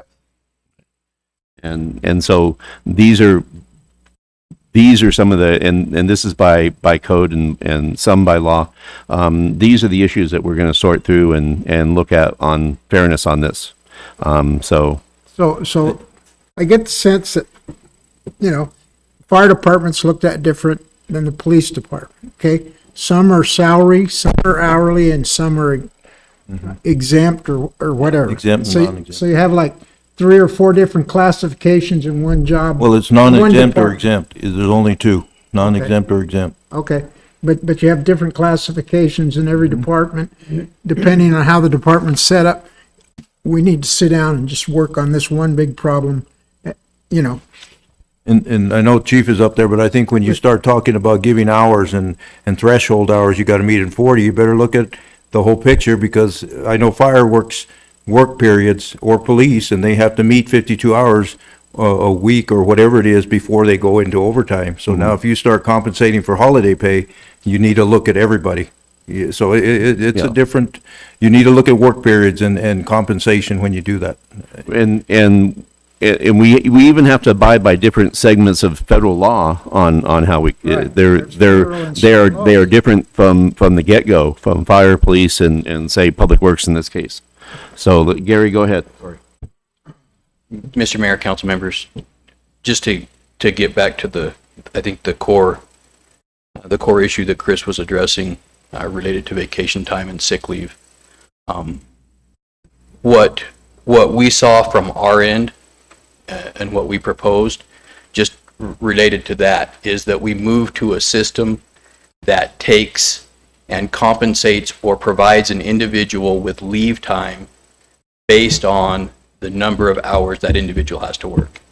A 40-hour individual, we use the 40-hour individual as a base and said, okay, that 40-hour individual accrues this much vacation for every hour they work. Then we applied that same formula to somebody that works less than 40 hours. We applied that same formula to somebody that works more than 40 hours. We go, I realize there's a lot of issues on Dale's side that he addressed, and I think there's definitely some valid concerns related to call time and stuff. But sticking strictly on a vacation time, an hourly employee, we must account for every hour that person is here or scheduled to be here when it comes to vacation. If an employee of the fire department wants to take a week off, that's 48 hours. We have to account for that 48 hours. A 40-hour person, a 40-hour week person we'd have to account for 40 hours when we're looking at leave time and what they submit for. And that's where we were moving when we had the discussions initially in looking at how do we do this. I agree there's additional things that need to be looked at, but from the standpoint of those two items in terms of sick leave and vacation accrual, that's how when we sat down we came up with that system, and we looked at that across the board with numerous other entities in proposing a by hour, an accrual by hour scenario. Was the police department involved in those discussions? No, but the topics that were brought up, excuse me, this is this was all just about accumulation of vacation and sick time. Now, in a future presentation, we were going to get into overtime and on-call and all of those subjects, but we were going to go through this in bits and pieces. And this was going to be, and it still will be, a future presentation on how we could resolve these issues with on-call and overtime and holiday pay and all the different other issues, plus a whole bunch more. Okay, so if this is sick leave and vacation time, right? That's what we're talking about. So right now, the police department isn't eligible for sick leave and vacation time? Of course they are. Yes, they are. And they work at 80-hour work period per pay period, just like the regular 40-hour people. And that's the logic behind the way we set up the accumulation rate for sick and vacation. But being on call has no effect on anything else then? It would be handled separately. So are we looking at on-call pay later on in all this process that we're going through? Or police? For everybody, for whoever. Well, and so the idea of on-call is that you need to stay available to your phone. You're dedicated to being, that you're available and in the proper condition to go to work. And so when you're a dedicated person, that is on call. When you have a all hands on deck and you need to get people for overtime, then you start dialing people up. But let me, two things I will tell you that we will come back at some point and cover this comprehensively through all departments on these issues, and build into some of the concerns we had and that we heard from the staff, in a package, because it does need to, it turns out it does need to, they are tied in. And so I did not see this coming. So we'll come back holistically on this, but let the chief comment I think to answer your question better. Mayor and council, Councilman Pastor, I might have muddied the water here, and I didn't mean to. I wasn't necessarily talking about specific on-call time and us being on. The reason for the staffing model that FD has is so they have basically somebody on call at the station. You have ready services available, and that's a historic thing that goes back well over 100 years. And that's how we kind of got onto the on-call thing. But that's their schedule, and that's why they work the hours that they do. The concern from our standpoint is, I think it's unfair if they're at the same accrual rate that we are for vacation time, but then they have to take 48 hours to get a week vacation. I only have to take 40 hours, so to speak. But I don't know that doing it by the hour is the best course or the most equitable course for the group, and without having been part of the discussion. So my officers that are watching this council meeting tonight, when they see this, I'll be dealing with this tomorrow, because that's going to be a topic of conversation. So my point being is, I think there's a methodology for, but this would impact. So there's things that's been brought up in these discussions, like selling back vacation time. You can sell back 40 hours a year like some agencies do as a benefit to the employee. Well, it's not the same if we change this where they have a higher accrual rate just because of the shift that they work. They have more hours to sell back for Christmas money for the wife and kids, or whatever the case may be. So there's a couple of things to go through it, and I think we can get there and meet the needs of FD. I think there just needs to be a longer discussion with more stakeholders at the table when we talk about it, so I don't get blindsided later by my troops, because first responders are a finicky bunch, and if FD gets it, they're going to want it, or if I get it, FD's going to want it, so to speak. So that was the issue. So if I muddied the waters, I apologize. So, Mr. Mayor, members of council, for those in the departments and those who are watching, it is always a struggle to stitch together the fairness when you have such apple, orange, and grape comparisons, and we will do our best to find equity. You will probably realize we found equity when not everybody is totally happy, but everybody feels that they have a balance, and so we will seek a balance between all these factors and these structural requirements that we have that are different. But I think from this point forward, we will look at it holistically, at least in this comment of overtime and sick leave and how we do this part. But each department has its needs. They have their challenges. They have their benefits. And I caution council that we will look for the balance. We probably won't find perfection. But Mr. Mayor, members of council. Question, Mike? Good. Obviously, I think there's a problem with this, and I think we need to study it more, like Paul is saying. Yeah. And, put everybody at the table that needs to be at the table, that we think needs to be there. We're going to have to come back with something on this. Yeah. Yeah, and I think being part of this for many years, this has been a long time coming. I mean, it's always been unequitable as far as the hours. I totally agree, and I think when you come back with it, you need to determine non-exempt and exempt who's eligible for the overtime. Those are the positions they take, so we also need to understand it as a council, who is eligible and who isn't.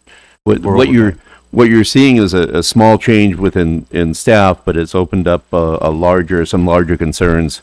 And as I've learned through my past 6 months, communication is at the root. And there was, like I say, when we did this change, we did not communicate it to PD. And we'll learn from that and make sure that we have everybody on board before we come back to council with this. And we will come back with what we will recommend, and then let everyone have a chance to take a look at it and test it for fairness. But I'm happy to have the conversation, because at the end of the day, from this process, our staff will feel better off and feel that one thing I've learned is if we say yes, we'll say yes. If we have to say no, we'll say no. We'll explain why. And because we haven't even talked about the money side, but it'll be a transparent, open conversation that we'll have, and we'll look at all these factors and do the best we can. Okay, well, just, I would tell you this was probably the most difficult item that I saw in our agenda, and my note to myself is need to understand better. No. Okay? So that was my concern, because, and it was just a presentation, right? Yeah. So Yes. okay. And so no, this will come back in a future presentation, probably very soon. Thank you. Thank you for the comments. Item D, staff will present process recommendations and seek direction on how to fill District 5 Council vacancy. Shelley.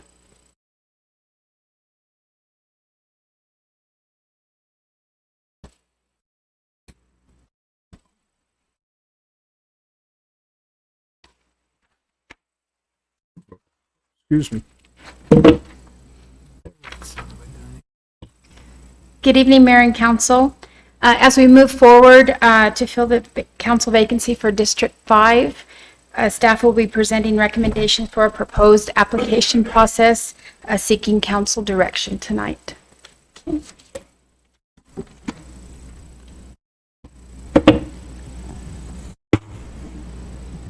Okay. So as we know, from time to time, there are vacancies on council. What the city code says in section 2-1-4, council shall fill the vacancy by appointment for the unexpired term and must be a qualified elector in the district of the vacancy. The Arizona state statute also states that the appointment will be filled by the vacancy will be filled by appointment of council. What the code and the state statute doesn't address is the process of the appointment, and so that's what we're seeking direction tonight. So tonight's goals, we're seeking direction from council on a process to fill our current vacancy on District 5. Based on staff research, we will offer suggestions on the following. We'll confirm the qualifications, how to advertise. We'll determine a timeline, interview questions and process, and the selection process. And we're looking for council's feedback. The qualifications that staff is recommending, they're by state statute, and they're the same qualifications that apply to candidates running for election. You must be 18 years of age. You must be a registered voter within the city and district for at least 1 year. Persons convicted of a felony cannot serve as council member until their civil rights have been restored. And the expectation is of the commitment to serve the remainder of the term. And Shelley, can you advance the slide? Oh, I'm sorry. Can I ask a question real quick? So my understanding was always that state statute required you to have an election at the next available election. So for example, she has a 4-year term. The next election that would involve city council people would be the next one, which is 2 years from now. Mm-hmm. So would they have to run? So if we select somebody, they'd have to run then, right? It wouldn't be the remainder of the term. It would only be until the next available election. It would be the remainder of that vacancy term, which is 2 years. No, most of them, they don't do that. Well- So if you have a 4-year term, and so we're staggered, so the next city election would be 2 years. And so you appoint someone until they're able to then run for that seat to be filled. Isn't that the way the county had to do it too, right? You know, Mhm. I was appointed, selected for this position, and I had to run in the next election. Yeah, and But that was the regular, That was regular type, okay. But, did Charlene run in this last election? Yes. Yeah. Oh, okay. She just started. So the appointment would be for the 4 years. I believe. Mr. Mayor, members of council, Shelley, so the District 5 would go on the ballot for a 2-year term I believe so, at, yes. at 2022. Yeah. The term, it's used in a different way, but the term of this vacancy would be till it can be filled by council. We probably weren't real clear on that. But it will go to the voters, and the voters will decide in November of 2022 for who will fill the seat. And- for the following, the Yeah. remainder of that term Yeah, for 2 years. so it will be filling it till the next election, not necessarily for the full 4-year term. Okay, that's my understanding of the statute. No, I think it's Yes, just a that- clarity issue there. Yes. So let me understand it. So we would appoint somebody for 2 years. Yes. And then that individual would have to run For the for 2 remaining years. 2 years. Yes. For a 2-year term. It would be. Bring it back into sequence. Right, and so in essence, you would have, and I don't know, Mayor, where you're at. No, you wouldn't be, but you normally would have 3 people running at that time. We'll have 4 seats open at that point. Yeah, we probably should have said in the PowerPoint, the remaining of the election cycle. And they'll serve that until the next election cycle. Yeah, because when the county did it, they appointed somebody, they had 1 year. So that next year there was an election, so there was only 1 year left, but that's when the election was. So they had to run twice, so it was crazy. Yeah. Yes, thank you. Right, right. And, correct.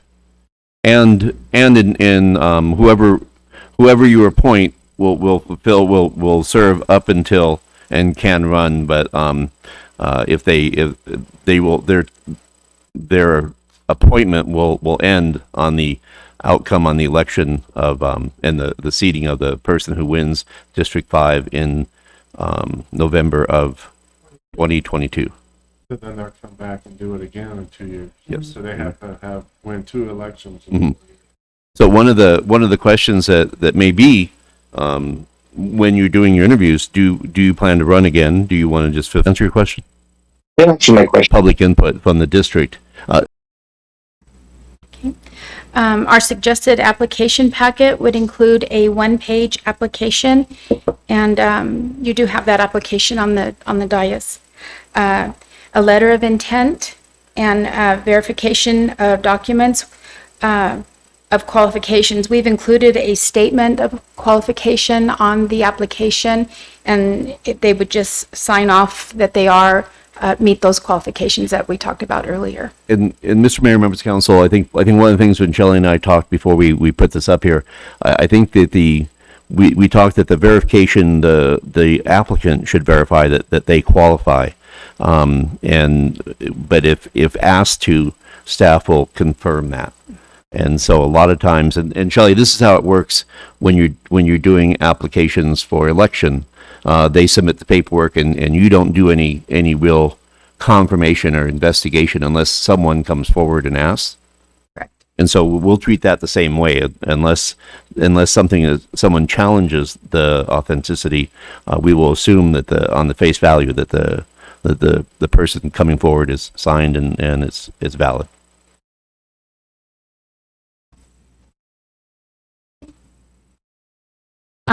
The application would also include a questionnaire with 4 questions, and that's on the back of the application.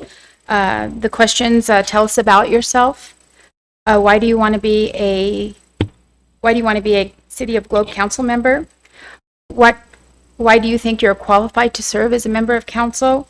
And what do you hope to achieve as a member of council? and these are recommended questions. I think this gives a baseline across the board of anybody who applies, and it's different. This is not, this is something to build off of when you do the actual interviews.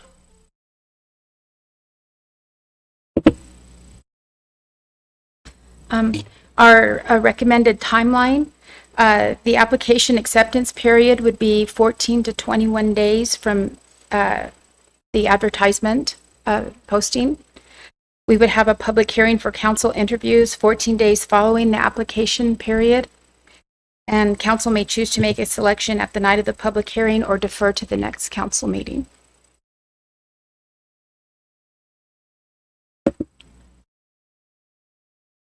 So this would be where we seek your feedback. And I think the, on the timeline, you know, we'll post and announce, if with direction from council starting tomorrow. I've heard conversations that maybe, you know, we'd look at this in 2 weeks, and 2 weeks, and is 2 weeks long enough? We may not get much in the newspaper, but we're definitely on Facebook and the websites and posting. Or do you want to go and relook at this in 4 weeks? I would recommend that we throw this on the agenda in 2 weeks and see if we have enough that you feel positive to start to go to the next step in the process. And we were suggesting a 2 weeks. We look at it, and if everything looks good at the 2 weeks, then the 27th, then we schedule the interviews for the following council meeting, which would be the first council meeting in May. And that's the kind of the timeline that we're at. But that's up to you, council. Go ahead, Mark. I think 2 weeks is too quick. I think, yeah, bring us some information 2 weeks from tonight. Okay. And then come back in another 2 weeks and then start the process. Yeah.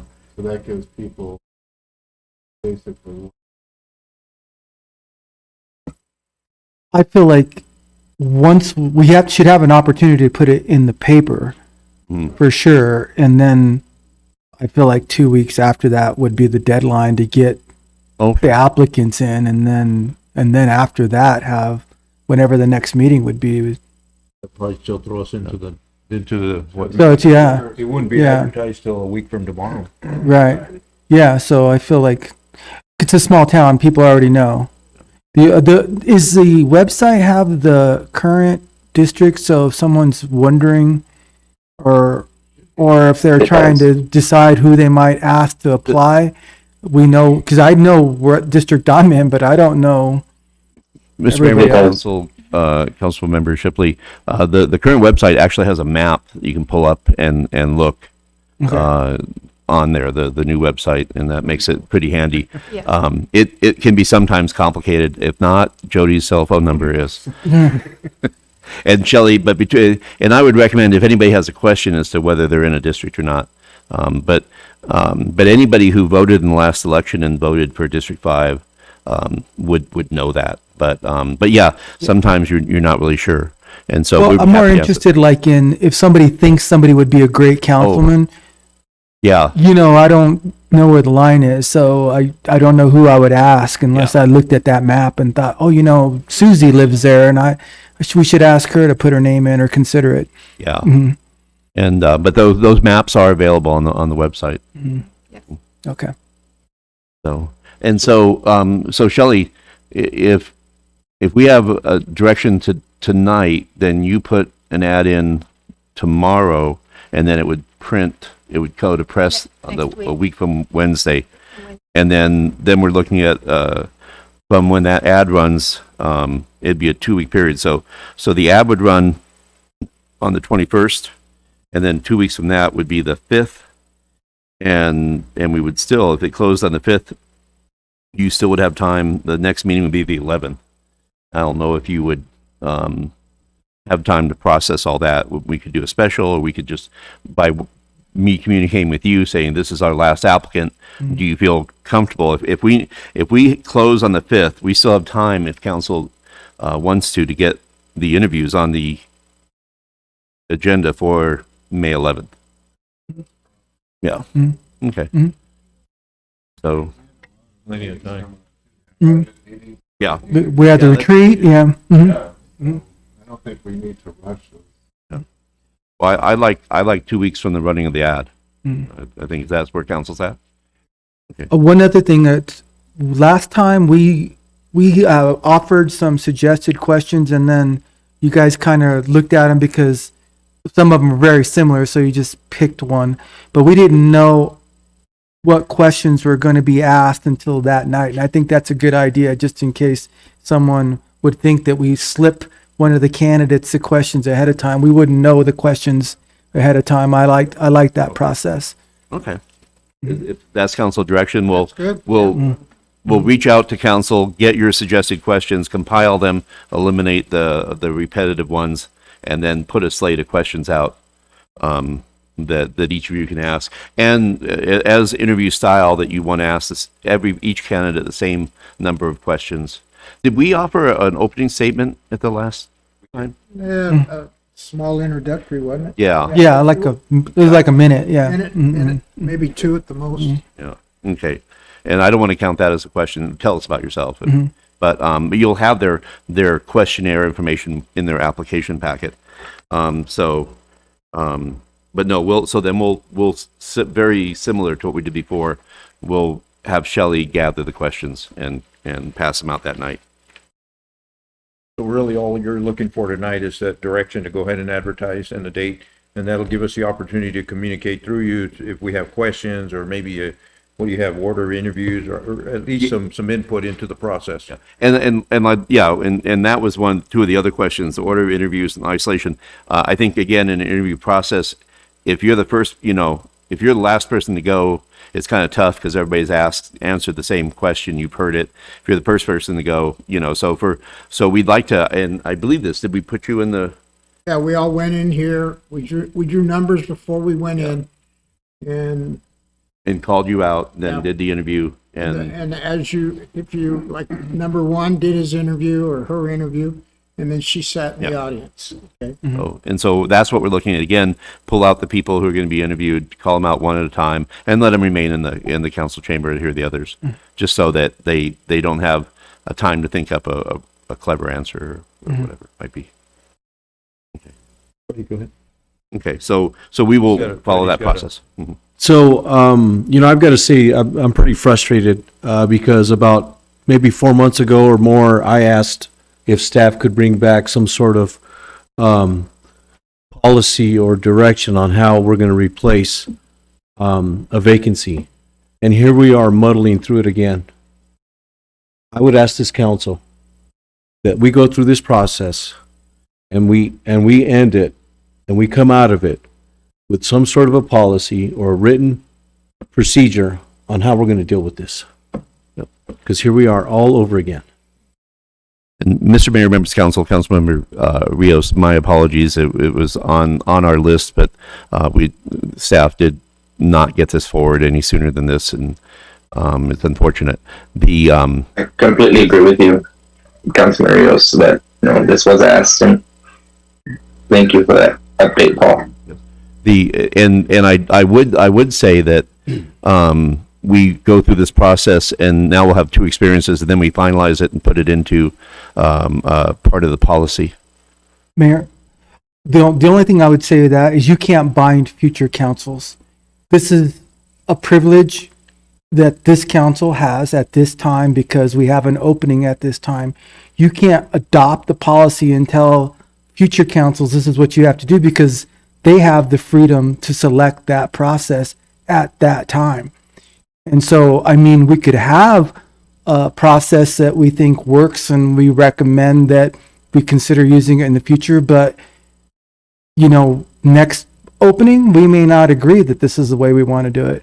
And so this is by statute, our privilege to set this up. And I'm not willing to give that privilege away. Well, and if I could for a second, I believe that when the late Mr. Humphrey, Councilman Humphrey, passed away, it was an actual policy that we were going through, and it was already stated what we would do and what we wouldn't do, and then we started making it our own with direction to come back to review this so that it wasn't muddled like it was that time. Well, Mr. Mayor, members of council, Councilman Leatham, I believe my memory serves me that it was a request from council at that time. It's because it was difficult time when Councilman Humphrey, and it was not the time to try to, to put together a policy. I think having a policy in place, a set one a go-to policy is helpful, but I think if there's certain circumstances that a majority of council wants to modify the policy, it's a council policy, and by a majority of the council, they can modify that policy if need be.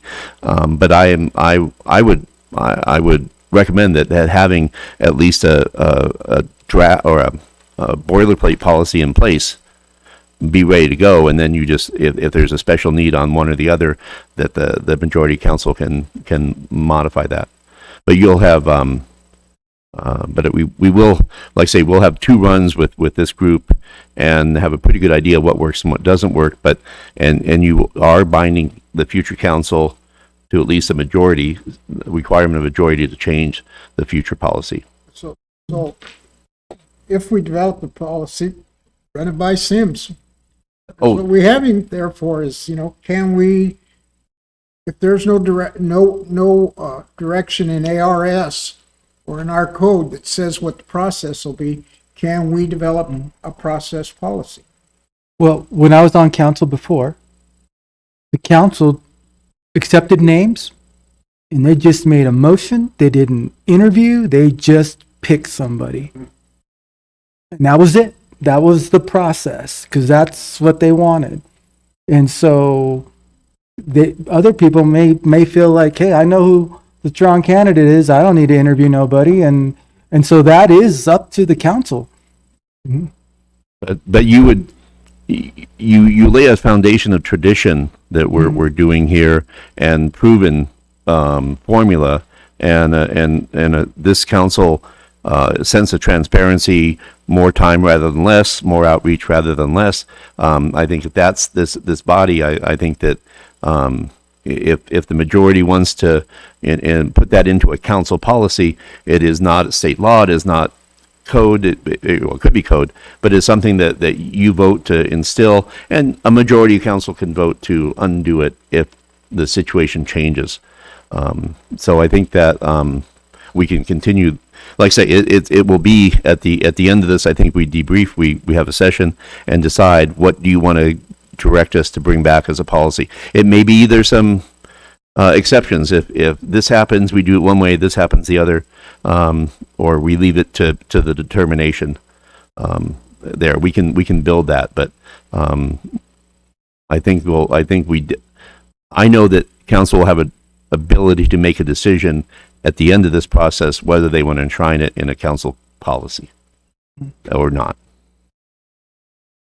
Well, it appears that we're going through similar process when we did with Mike passing. I think it's similar to that, and I think we had some great candidates, and the process I thought was great because we were able to learn more about them, because I didn't really know one of the candidates. So it was good an opportunity to learn more about them.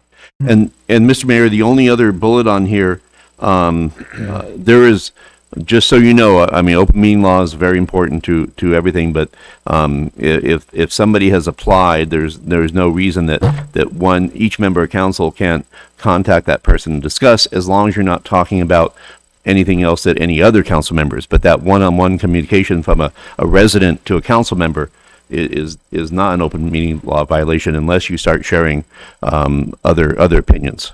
And so, and I think that happened at some level, at various levels of reach out during the Humphrey replacement, and that's okay to do. So let's say we get a slate of 3. Some council members may want to go and have lunch or have coffee with each one. There's nothing wrong with that.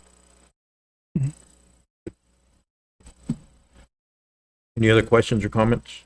There is one more slide that is probably the important slide. And that's the appointment process there. And so, Shelley, I'm just going to kind of explain this one. We brought this forward directly from the City of Surprises city code. This is what they have and they use as the appointment process. Not that it's official or anything like that. I looked at about a dozen other cities. I didn't find anything this detailed, but remember we had a lot of conversations about how many people can nominate from the floor. Does it have a second? Do we vote? The order of voting. There's an old saying in the first to nominate is the first to, because it's hard on council to have three people sit in the audience and do this. So I would propose that to this council that this is a fairly civil process, and let me just explain it real quick by the bullets. Once you have, let's say we have 4 applicants and you've interviewed 4 people, any council member may nominate any eligible candidate with no second required. So from the 6 of you, let's say you have 5 candidates, from the 6 of you, you could nominate as many as 6. You have 5, maybe you nominate 4. Okay. And so there's no requirement for a second. All nominations must occur prior to voting. So we go through and every person chooses who they want to make sure is in the mix. Voting will be by written ballot. So you'll have a piece of paper. And what will happen is once you have all the nominations, you'll say, go ahead and first round of voting. And then each council member writes down the name of the person of, let's say, the 4 that you want to consider, that are available to be considered. They've been nominated. You pass the notes to the clerk. The clerk looks through and says, we do not have a majority of names in here, or we do have a majority of names. So you have 6 people. It takes a majority of 4 to have what we'd say a successful ballot. If you don't have that majority of 4, then you put those names aside and say, and the clerk will say, the 2 highest vote getters of the first round of balloting is person Smith and person Jones. And so please have your second round, and the 6 of you will pick either Smith or Jones and take that ballot. And that'll be the, you go through and see who comes out at that point. And then you'll pass your ballots down. We'll look at the ballots and see if 4 have happened. Okay. The first candidate receiving an affirmative vote of the votes cast will fill the vacancy. And then what you would do is once you have an assumption of the 4 people or the 4 votes, then the whole council agrees to affirm that with a motion and a second to affirm the ballots that this person was highest vote getter, and you nominate that person. Now does that make sense just in my explanation? Okay. Now it's different than where you have a motion, and the other way we did it, you can say, Mayor, you can say motions from the floor, and one council member picks a name, see if it gets a second. If it gets a second, you do a vote. If it wins, you're done. If they don't, then you go on to additional nominations. And that one was kind of, I think, Uncomfortable. Yeah, and I got confused on that too. I didn't know I could nominate more than one person. Well, and that was something we had decided then, and if you wanted to go back to that, then we could do that also. But It was kind of awkward sitting here and not getting a second. I felt bad for the candidates. Yeah. Oh, yeah. I don't think it should be that, yeah. And so that's why I think that this process where you have a paper ballot where you write the names and then you just keep whittling it down until you have somebody that has 4 votes. Now, because you're 6 members and you have the possibility of a 3-3 split, you could go. And so let's say that the clerk says, no, we don't have a majority. And so asks you to vote again. And in between there, you can ask questions. You can talk amongst yourself. You can, say, make the case one way or the other. Try to convince one of your colleagues to change their mind. You won't know which one is voting who because it'll be there, but you can make your big sell. So when you say ask questions, do you ask questions of the people that are being considered? Or just? I think the law allows in an open meeting, you can ask questions of the 2 finalists. You can ask questions of each other. You can make an argument that maybe this, I support this person because of these issues, and try to sway your fellow council members. So just one question, just to clarify open meeting law. We know the candidates prior to the meeting. What is our communication? I mean, can can we talk to each other and have already know who we're gonna pick prior to that? But is there a limit? How many can you talk to? I would say and always you should hold your vote precious and not share how you intend to vote is always a good practice, because you never know. I think, what was I think there was a presentation Bill Sims had and talked about a council member getting himself in deep water by making a declarative statement, I'm voting this way. I think you should always, in all instances, because you don't know until you get up to vote, it's always a good practice to never make a declarative statement of how you intend to vote. You can have your preference and your leaning, but I would say that it would be unwise to state, determinative that this is how I intend to vote. But when you're here and you don't even have to talk about who you're voting for, who you're not, you can just make those arguments.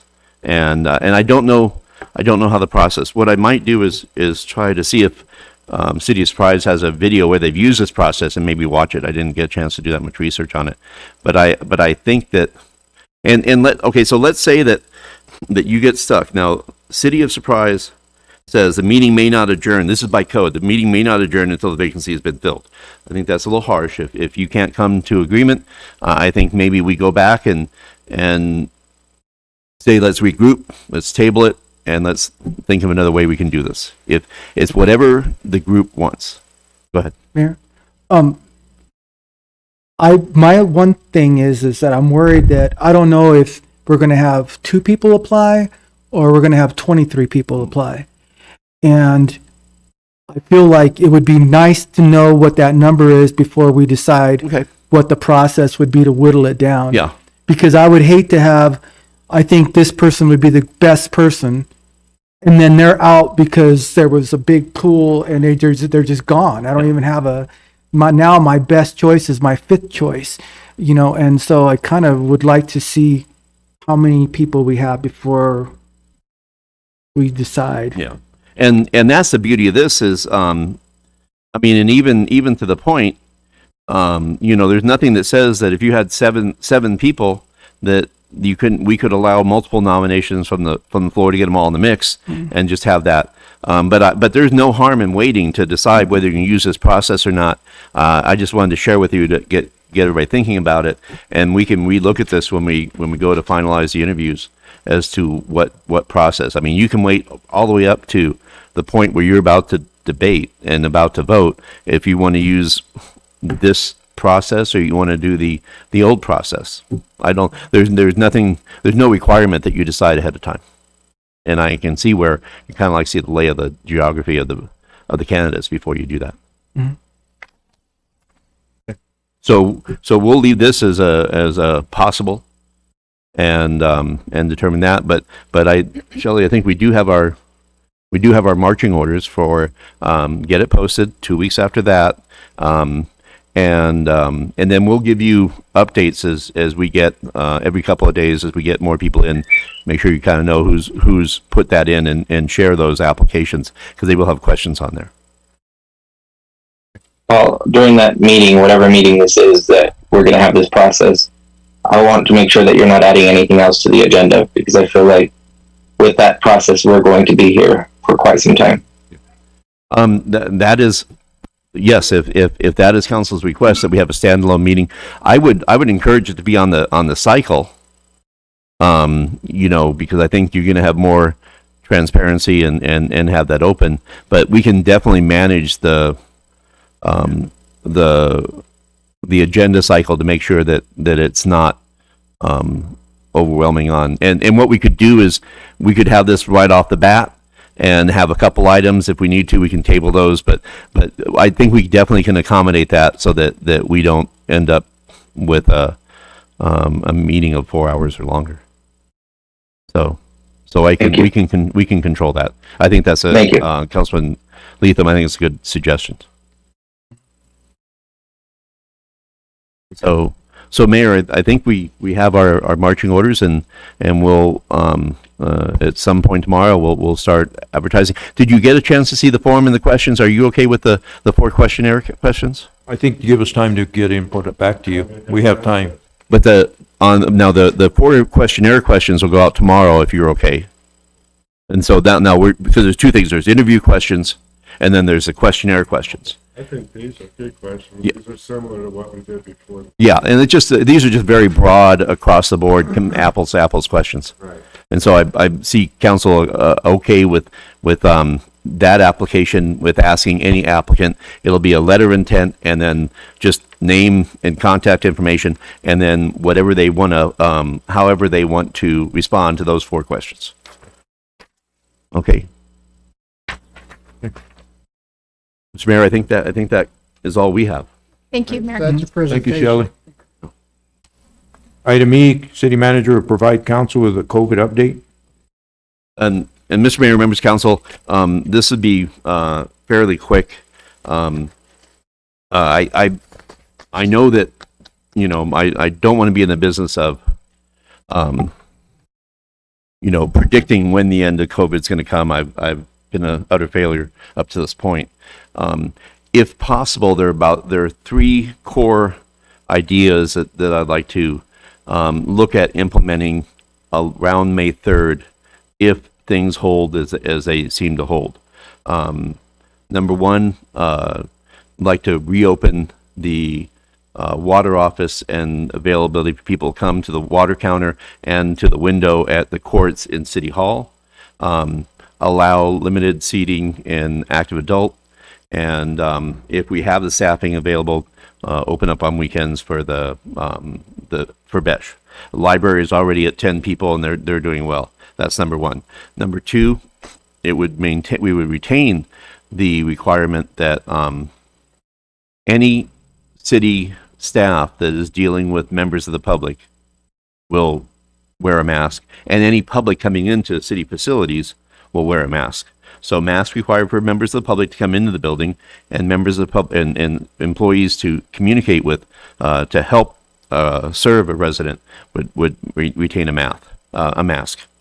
The third concept is the idea that we have a lot of people who have, for one way or the other, whether it's through having built-in immunity from suffering through COVID or getting the vaccine or both. We have a lot of people who are in that position where they are in a better position, but we still have staff that have not had the vaccine and have not had COVID, and so we worry about their safety. But that is a personal opinion, a personal choice. We're not going to pressure or require anybody to get a vaccine to work at City Globe. That's not us. Okay, but what I would like to see is we make mask wearing by our employees optional. And so if you are in a pickup truck and you're going to a job and you both know, and you'd have to have this conversation willingly, and you both agree that you're safe to demask, that we allow 2 workers that feel comfortable around each other to demask. The conversation would go, hey, I already got probably something like this, I already got my vaccine, do you mind if I demask? It's like, I have 2, do you mind if I demask? And then we allow that and let them decide for their safety. If there's somebody who's like, I feel more comfortable if we retain the mask, then we honor that part. But the blanket internally that everyone must wear a mask within 6 foot of another employee, I think we allow that to go to the choice of those employees. And we're still about 3 weeks away from that. I think if anything changes, we might think again. But I do believe that there is, we've asked our employees to do a lot of things.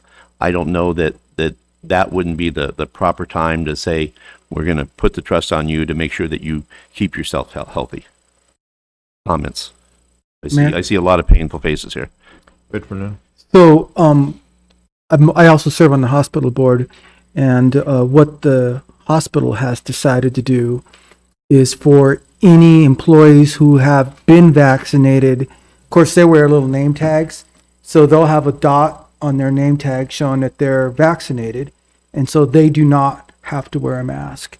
But any employees who have not been vaccinated, if they're in the vicinity of anybody else, a patient or a client or other employees, then they are required to wear a mask.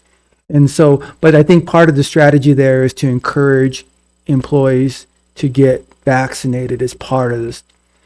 But that's what they're doing. So that just I believe that we'd have HIPAA issues with asking people to wear a dot or separating out and identifying who's been vaccinated and who hasn't. Okay, I don't want to.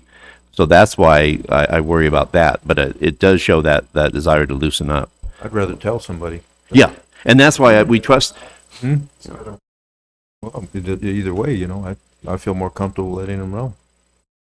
And I think that if anybody wants to continue to wear the mask, they should be allowed to. I think if anybody wants to ask another employee can you please put on a mask? I think that's a fair question. But if two employees feel that they're comfortable working together without a mask, I think that they should be allowed to do that too. And they're not looking at, an HR violation.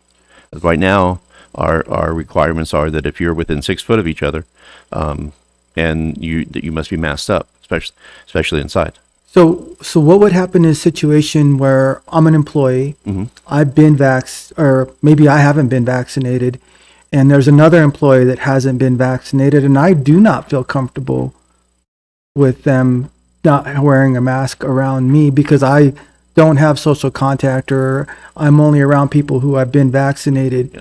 So what do we do in a situation where either one of them don't agree? I think we ask that employee that is uncomfortable. Obviously, they're going to continue to wear a mask. To ask the other employee to wear a mask, and if they won't and they need to work together, then we elevate supervisors and we find a way to work around that. But the requirement would be that if another employee asks you to wear a mask to work together, that you follow through with that, and that would be kind of common courtesy. I don't see I don't see HR write-ups on this, but I think it's about the most workable. What I fear is I fear that employees get frustrated with the policy and let their guard down and just start going without the mask, and we have just a lack of abiding by the rules because they feel that it doesn't apply to them. And so I want to keep it. I want to keep what we ask of employees real, and I want to show employees we trust them to make the right decisions on their own health. And that's why we put it on them rather than a blanket policy that everyone must have a mask within 6 foot. And this is the very tough situation, and this is something that is hard to it's not a perfect world and not going to be a perfect situation. I think it offers the most fairness to employees to allow them make individual decisions. And I saw other concerns. I'd love to hear from council.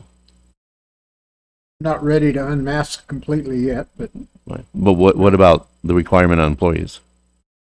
I think they each have to make that decision themselves.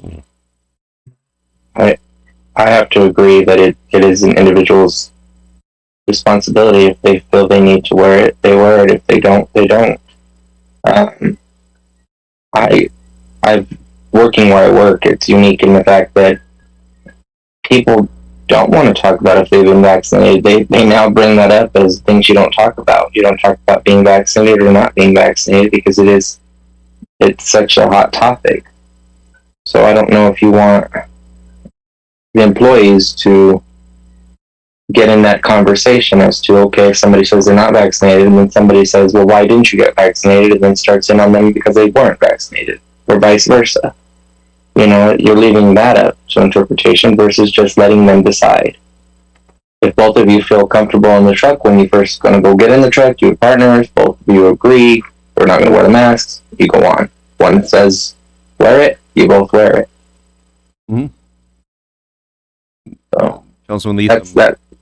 Yeah, again, and that would be the idea, and it wouldn't be there would be no requirement or encouragement of a conversation. I absolutely understand what you're saying because I've experienced it myself. Encouragement to confess whether you have or have not been vaccinated, whether you want to or not. That's not the topic. The topic is, do you feel comfortable? And I will defer to my coworker because I care about my coworker to do as they request. Mayor? Just one question. How does it affect our employees that go into a Walmart or Fry's Should they be wearing a mask when they go in If they're there? on duty, if they're on duty and around members of the public, they should be masked up. Okay.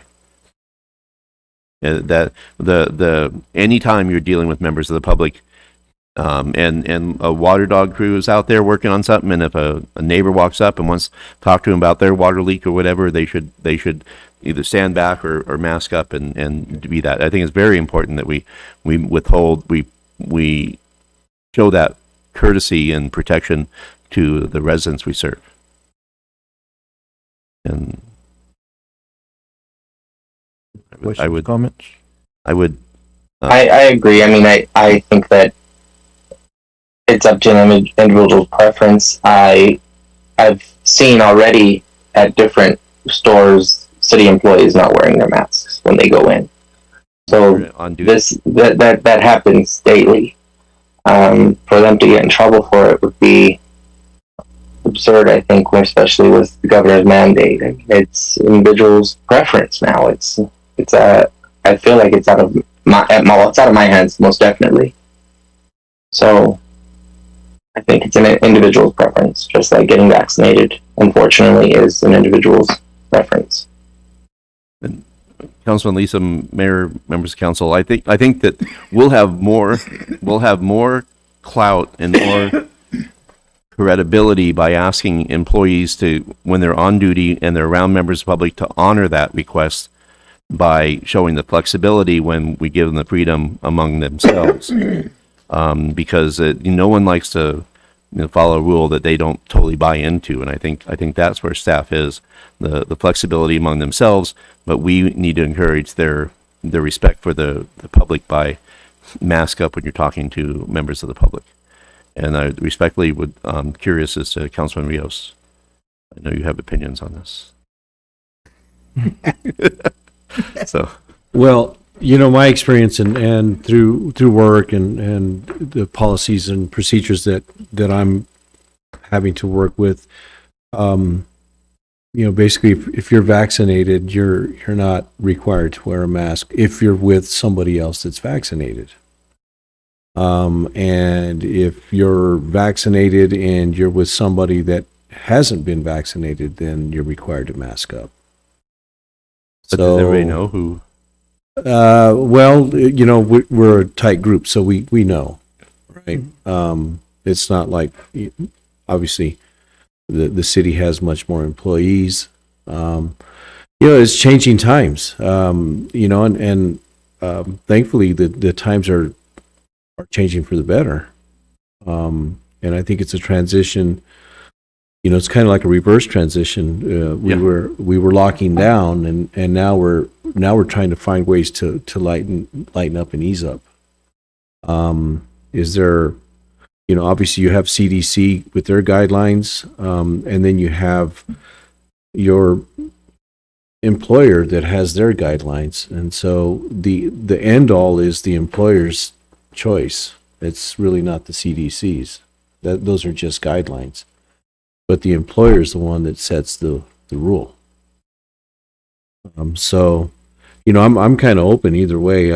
I hope in another month or so we're talking about a different strategy because of the amount of vaccines, and obviously here we've already stated that we're doing pretty good in Gila County and in Globe, and but do we use that as a factor? I don't know. Do we use that as a tool to make a decision? Anybody would argue that if you have zero cases in the last 2 days, it's going to be hard to argue. You have to still mask up. Those are just difficult decisions that we have to make and staff has to make. So, that's just kind of where I'm at. I just feel if you're vaccinated, then, and you're with somebody that's vaccinated, then there's no need to mask up.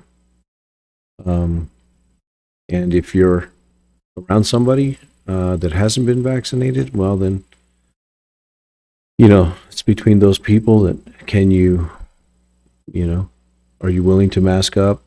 I'm not a scientist or I'm not an epidemiologist either, but just because you're vaccinated, does that mean you can't transmit, that you can't, you still can't get the virus? Everything says that you probably still can. It's just that you don't suffer the ailments as somebody that wouldn't. Got all those variants out there too, Yeah. that they keep identifying, so. Yeah. So, I'm okay with some of the relaxations. I really am. I think I think that's what everybody wants to do. And now that the governor has lifted all of the state, regulations or the state mandated executive orders, kind of lessens the ability that we might have to really make people hold to masking up. We just encourage them. Mr. Mayor, members of council, also, we did discuss this and communicate with the COVID team, and they're supportive of these changes. I also would add that we would ask that every employee at all times have a mask available and have one either on them or in their vehicle or whatever. So we don't want to get in cases, I didn't have my mask with me. That's not acceptable. It's a steel-toed boots, vest, gloves, mask. That's Right. part of your outfit. Yeah, it's part of your PPE. Yep. So, and I'm sorry that this took so long, but I think it's important to get direction and just to see where council's at. We will, then based on this, I believe we'll go forward with implementing this on, if nothing else changes, May 3rd, on that Monday. Just one quick comment, last comment on what you said about masking too, is in the last week or two that I've been to meetings, I don't see it a HIPAA violation. We all sit there, we all state we're vaccinated, and if you feel comfortable without a mask, then we take our mask off. But I feel more comfortable if people have been vaccinated. But that's my opinion, not somebody else's. So, but I think it has relaxed more that we're able to take it out, that we feel more comfortable in a room. Oh, and then that's the People have common been courtesy is when you, Mr. Mayor, members of council, when you sit down, you just offer, do you mind if I, and you're willing to state, it doesn't mean that you have to say that you have or have not. But I don't want to get in the position where we require people to reveal. So you can release your own personal information. It's your information. For us to compel you to release your medical information would be wrong. We'll move on to consent calendar. Matters listed under the consent calendar are considered to be routine and will be enacted by one motion, one vote. Public hearing items are designated with an asterisk. Prior to considering the consent agenda, the mayor will ask whether any member of the public wishes to remove a public hearing item for separate consideration. Members of the council and/or staff may remove any item in separate consideration. Item A, consideration of waiver of section 2-4-10A prior discussion rule to allow action on the balance of the consent agenda. Accounts payable, $556,457.62. Consideration of approval of council minutes. Consideration to approve the October 13, 2020 summary minutes. Consideration of agreements of purchases of less than $25,000. And discussion and consideration to award contract number CS-2021-0005 to Rodriguez Construction for the De-Chlorination Shack upgrades in the amount of $25,750 with an owner's contingency of 10%, $2,575. The funds of $28,325 will come from account number 51-80-52200 wastewater expenditures, capital outlay construction. Do we have anybody wishing to move any of those items, either from staff, public, or council? Mr. Mayor, if there's no discussion, I would make a motion that we accept the consent agenda items as presented tonight. Motion and second for approval of consent agenda. Any further discussion? All those in favor say aye. Aye. Any abstaining, nay? Any disapproval is nay? Any abstaining? Wow, I really got it. We know that. Motion passed. Got her. Wow. We go to new business. Item A, discussion and consideration of ordinance 869 and resolution 1826, replacing chapter 8 business licenses to the city of Globe, making provisions for home-based businesses, recreational marijuana, and fees. And this will be Linda presenting. Or, Shelley, can you read ordinance 869, please, and resolution 1826? Yes, sir, Mr. Mayor. Ordinance number 869, an ordinance of the mayor and common council of City of Globe, Gila County, Arizona, replacing Chapter 8 business license of the city code to make provisions for home occupations, recreational marijuana, and fees established for business licenses, setting forth violations, and providing for enforcement and penalties. Council, please, that reading. Yes. And Mr. Mayor, members of council, just a technical, to change chapter 8, it was easier to swap it out. But this is a cheat sheet that I meant to put in the agenda, but did not, that shows the differences in the additions to the chapter. And Councilman Latham, I'm going to take a picture and send that to you. I'd like to start with Chris on just the technical, and then Linda can go with the benefits, the citizenry. Good evening, Mayor and members of the council. We were asked to look at Chapter 8 of the business licenses, and we found a couple of small errors.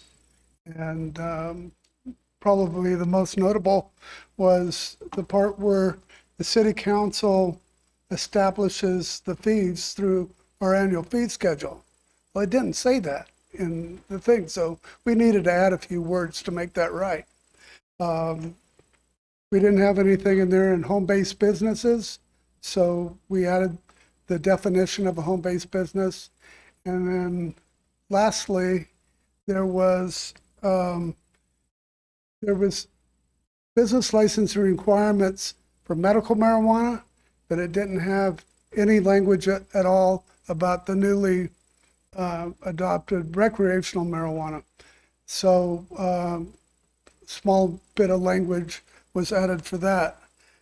But going back to the meat and potatoes of this thing was with the home-based businesses. And I'm going to let Linda take over from that.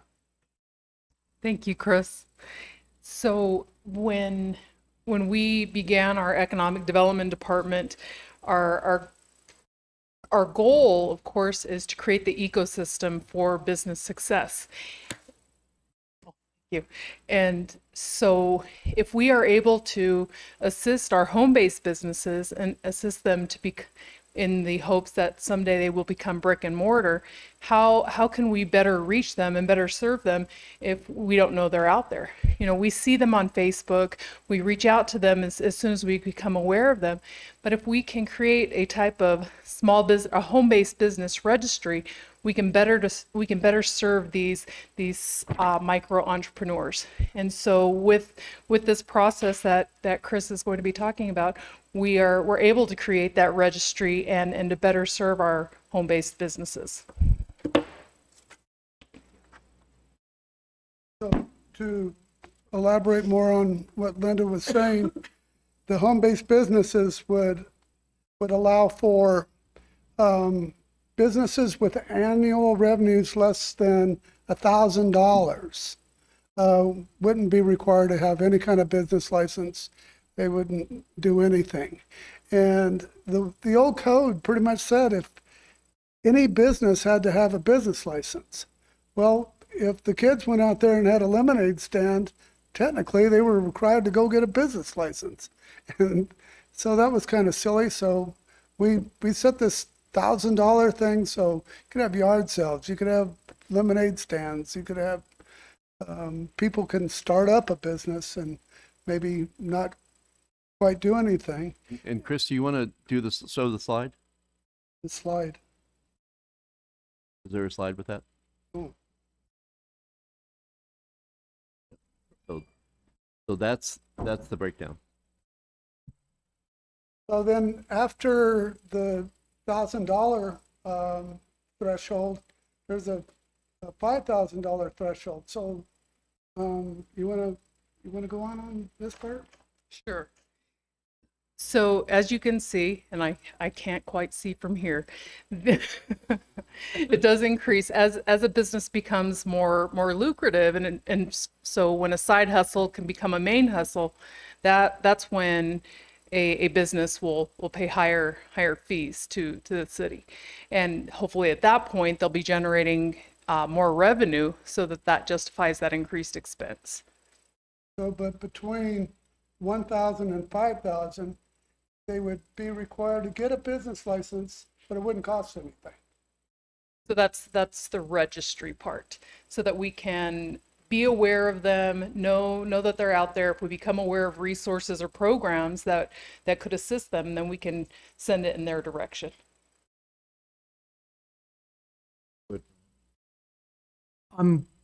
So I see that we're making changes to the definitions.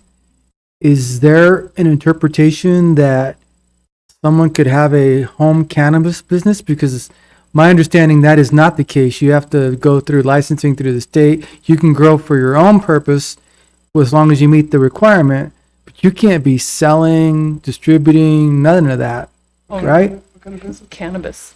Because it keeps referring to cannabis, and I'm like, okay, what does this have to do with home business? What is, Mr. Mayor, members, The cannabis is covered in a different part of the code. the biggest thing here is that we're just doing two changes at once in one presentation.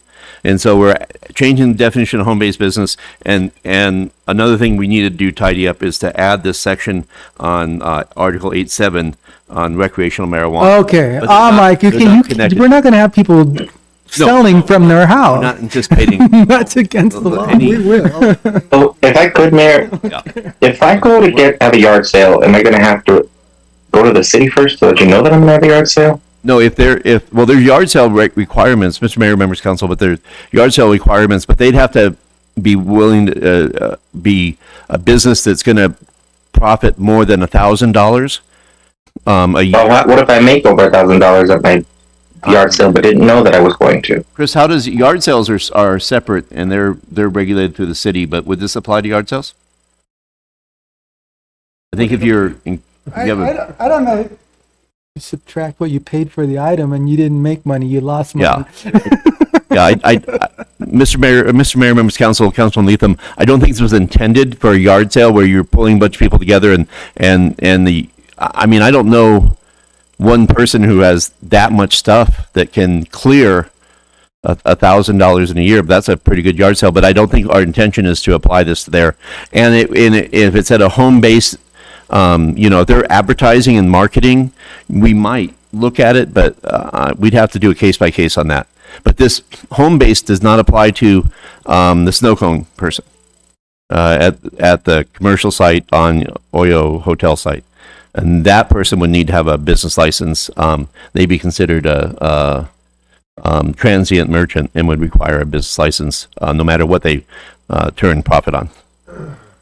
So 3 years ago, there actually was a house on Hill Street that had reoccurring yard sales. Started out once a month, twice a month, and then pretty soon it was every day. And then that became a code enforcement issue. So I think, an occasional yard sale is very different than a home-based business. Yeah. Oh, go ahead. Is like an Airbnb considered a home base? Does that apply here? No, an Airbnb is that's a lodging, and they'd have a business separate. license. That's another problem. Yeah, but it could. Yeah, no, they have a TPT number. They should have a business license. They should be paying their fair share of TPT taxes through the state that is shared with the city for the benefit they draw from our public safety infrastructure and our density. No, the goal was to have a home-based business section that would allow the startup companies to be able to do this, get a license, take advantage of the resources the city can offer to them, and grow into something bigger and better.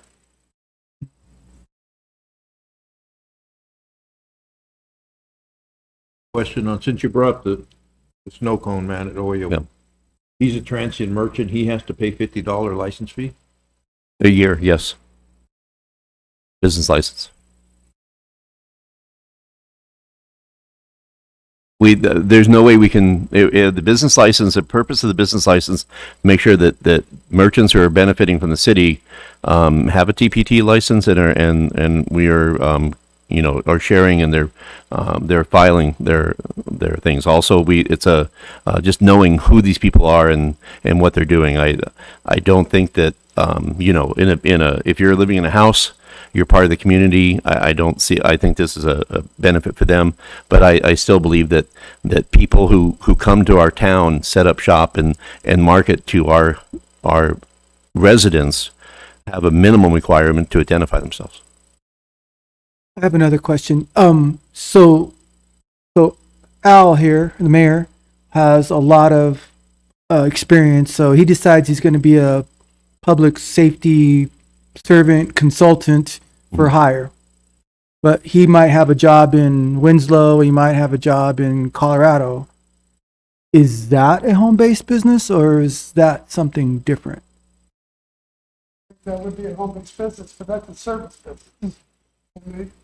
It's not taxable. Okay, just curious because I was trying to. It makes sense if you're selling widgets, right? Right. It doesn't always make sense when you're talking about something else. No, when you're a professional doing, websites or doing art or doing consulting or, it's different. What about the safe light guy, if I could, through you, Mayor? The safe light man or the Maytag repair man? Yes, they need a business license. Through the city of Globe, Yes. even though they might have a state business license to be able to operate within the state. The code says if you participate in commerce in the city of Globe, you're required to have a business license. And I would like to take a closer look at that because I don't agree with that. If they come here to replace one windshield, they gotta pay $50 for a license? Their company does, yes. If they're if they're a sole proprietor, whatever the LLC that they operate under. So Safe Light, $50 a year. I think that's absolutely absurd, and it would deter people from coming up here to service appliances or give our residents quality of life. And Mr. Councilman Leatham, Mr. Mayor, members of council, it's common practice through all the valley that these businesses that come here and operate when you're selling a product that they have a business license. But they're paying in their. I'll refer. We are not the valley. We're Globe, Arizona. So that might be common practice to them, the metropolitan. But as far as the residents and constituents of Globe, we're not metropolitan. I believe that people value Globe and will come and serve Globe just like any other community. I don't think we have to be less than the valley. I agree with you. I think if you're paying home base for your licensure. Oh, your drink you itself. replace a windshield at somebody's house that you have to have a $50 license. That's Okay, I'll tell you that when I had the Safe Light man was at my house, and when he had a run-in and was told that he would have to pay $50, he made a call to his office, and that would have been the last time that I saw the Safe Light man. Now I have to travel down to him. Mike, go ahead, I'm sorry. Back to the snow. Mhm. I thought we had this discussion. But people selling tamales out of the trunk of. No. What's that? I'm sorry. Not paying $50. Right. And so we Right tickets. no, we would ask them if they're producing commerce in the city of Globe, they should have a business license. What about I guarantee you 90%. what about the people? Yeah. Mhm. I mean, it's really, Mr. Mayor, I'm sure they don't have a good. and Mr. Mayor, members of council, vice mayor, I mean, I think it's unfair to those who do take the time and energy to do a business license. I think we need to do a better job of enforcing it. I think if we're going to require that, I think that those who skate the law or choose not to participate, I think we do our best effort to, when we know about it, we go and ask. is this what we came up with when we had Don in the audience? Because I remember he told us he made $9 Yep. a week or something. So this is a one, can you go to the next slide? So we're not asking for this tonight, and this can be adjusted, and this pretty much is what we discussed about Don, about whether a merchant that's making money in the city should pay the fee to do business in the city. Everybody was under the misunderstanding that if you had a business license, you didn't have to pay a transient merchant fee. This is our suggestion. This is not to be decided tonight, but we will be coming back with a final fee statement coming in by July, and this is up for debate. I would say if you wanted to lessen the burden on those people who are selling out of these transient locations, this would be the place to lessen that burden. I think that for the need to know who's operating contact information, if somebody's selling tamales and they poison a bunch of people, we can go to that business license, find out who that was. Yeah, but they don't do that. They don't do that. Well, so And then you're going to require the police department to manage that, and we don't have the staff to manage what we're doing right now because they're leaving. no, this would not be. No, that would fall under Michelle, under, code enforcement. Okay, bye. I'm just saying, Oh, man. this doesn't happen. I mean, So I've seen it. I bought tamales from Yeah. a lady selling them out of the trunk of her car. What about, like, They're out here. yeah, Yeah. you've got people selling wood, mhm. you know. Do they have permits? They Say it's a $500 for 12. no, this is if they want a year-long permit, if they're just doing it per day. But this and so Hey, Don doesn't make $500 in snow cone sales. So this transient merchant permit fee is something that we can adjust. We started this as a starting point. The conversation tonight is the $50 annual fee for business license, so we know who these people are who are selling products to our people, and so we can have that information as the governing entity. I think we need to bring this back. So I thought we agreed that we weren't going to get into that because it's a county health inspector's purview to make sure that they have the food handler's card, their contact information, all of that information when they go in and inspect their whatever they're doing. And I thought that's what we talked about when we talked with and I forget his name other than Snow Cone Man. Don. Don. Don Rigdon. Yeah. And Mr. Mayor, members of council, if you want to, whatever your preference, if you want to relieve any portion of the population of the requirement to have to contact the city when they come to do business in the city, we can do that. We can just, at whatever line you want to draw that to allow some people that preference, wherever you feel that the brick and mortar have to and the transient vendors don't have to, wherever you want to draw that line, we're happy to draw that What line. about the little girls selling Girl Scout cookies? She's not making over 1,000 a year, and that's a nonprofit. Well, it's a nonprofit, so it's.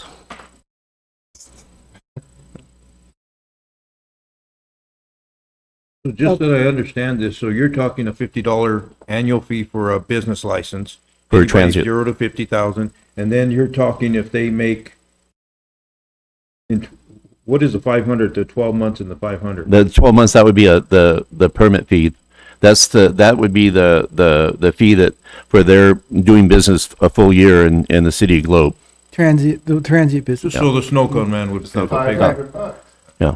I wouldn't agree. Well, but You have to be paying $50 a month. time, so it's per time that they're there. So if he was going to do it all the time, then it would make sense to, yeah. Yeah. There's no, Mhm. that's what I'm saying. He doesn't sell that many Mhm. snow cones in here. I mean, you could ratchet this down. You could take a 0 off of each one of these if you wanted. I think that, yeah.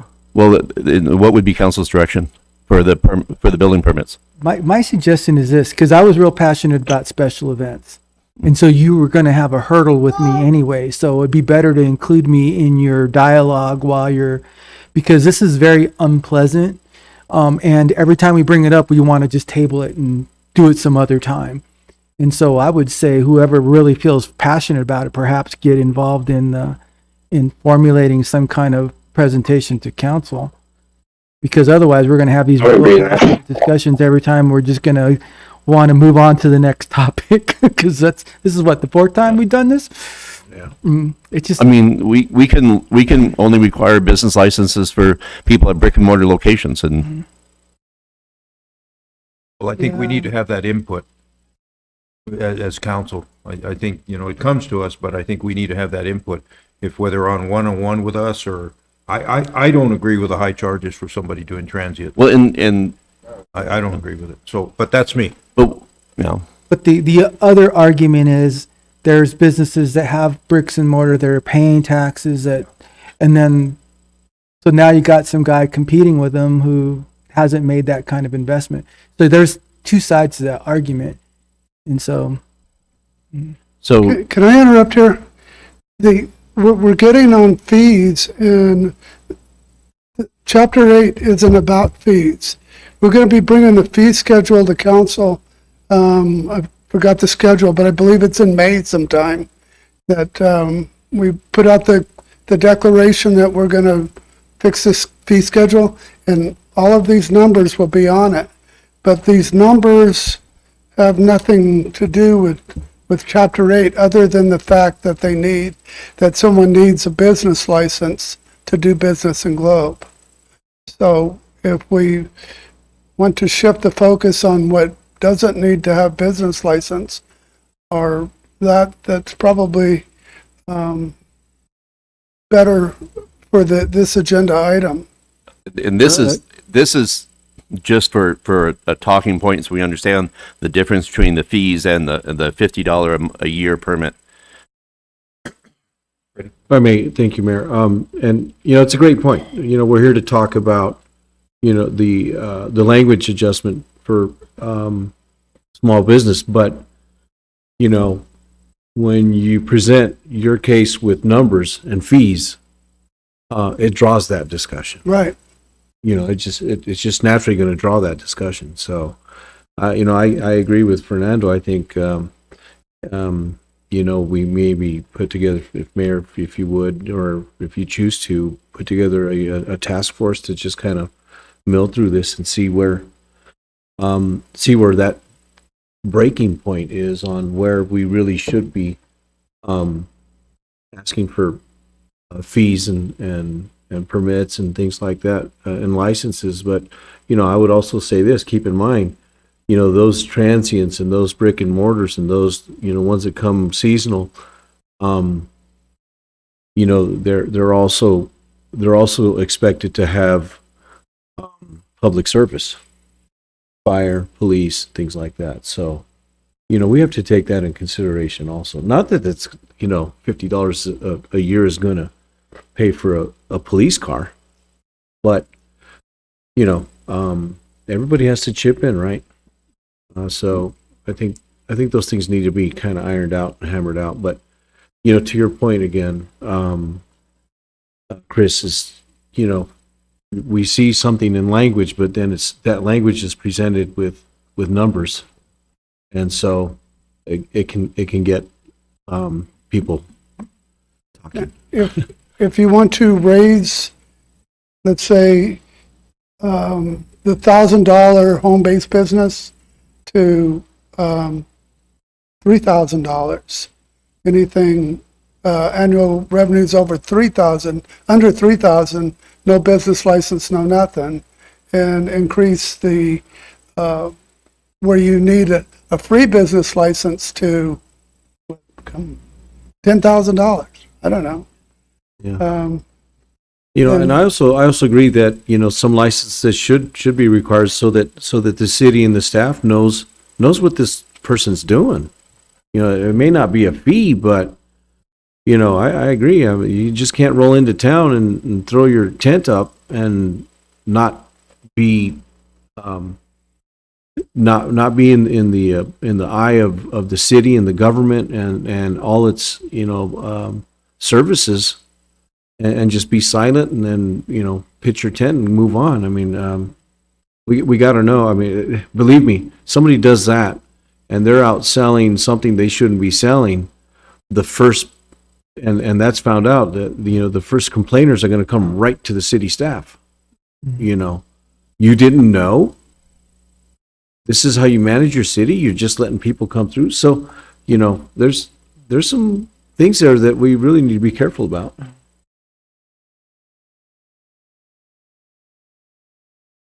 Great discussion. Yeah, it is.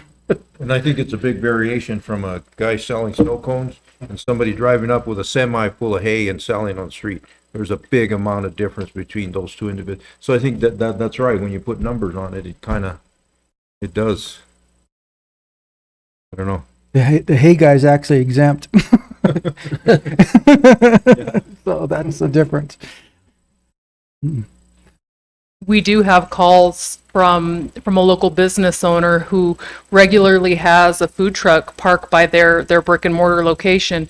And every time we get this call, we have to explain why this food truck is allowed to park in that location and compete with their brick and mortar. Mm-hmm. And so, you know, this is great conversation. And I know where so that's at. You know what I'm talking about, because you probably get that call.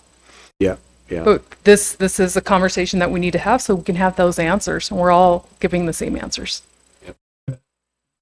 And really, it is our responsibility because we need to make it easier or give direction to code enforcement. Because then, other than that, then what do you enforce if you don't have some? I do like the concept, though. I think it's a move in the right direction. I think we're going to have a debate about the fee schedule, but Right. we need to have that discussion anyway, so. Yep. Mhm. So, Mr. Mayor, members of council, what is council's pleasure?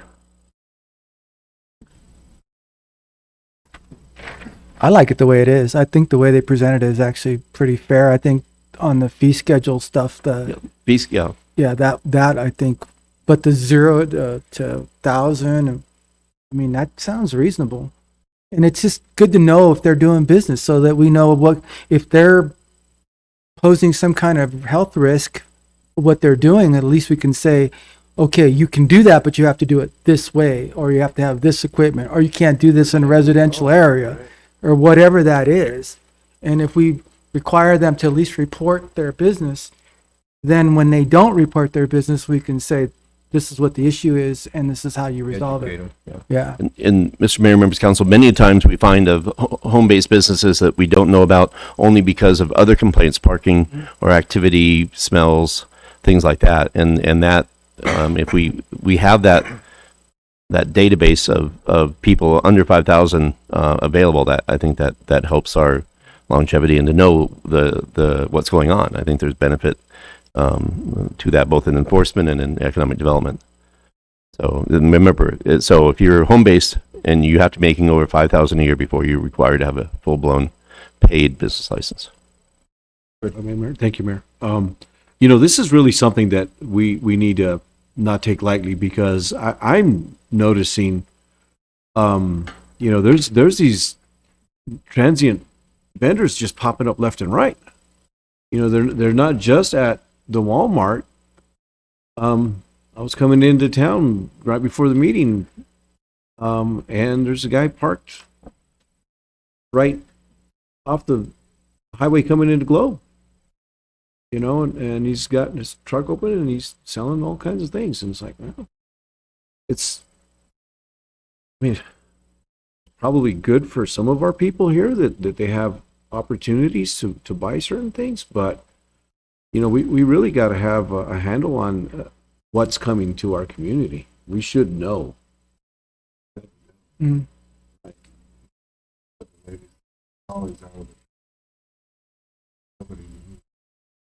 Now, I do have a clarifying question. So I decide I'm going to sell picnic tables. I'm going to build at my workshop. I have $200 in materials in the table, and I sell it for $300. Is that $100 or is that $300? It's revenue, that's why it's revenue.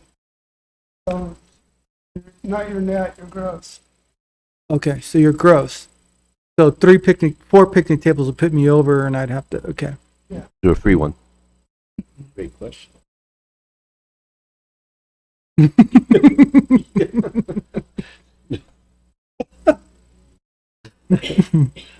Add that to the mix. Who's monitoring this? So like, who's going to be monitoring that the guy selling the 3 picnic tables actually, in fact, did go over $1,000?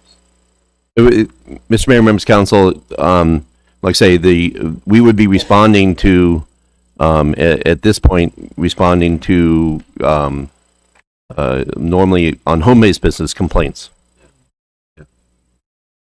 We have not done any enforcement on the transient and vendors going on through the city since we last talked about this, and I think we need to get back in. COVID's over, and at least get a handle on those, and so this would help us at least start that process with asking them for the business license and the contact information. But to the point of having just set a line as to $1,000 triggers that you're going to have to now pay for your business license versus not pay for your business license, who's monitoring how much money said resident is making? And is that really any of my business? To be knowing, okay, well, you made $9.99 this year, one more penny, and you're going to owe the city now. So Who's monitoring that? So if they have a business and they have a TPT, and they're selling the items, and then they're paying their fair share to the state, and then we would see that, or if they're not.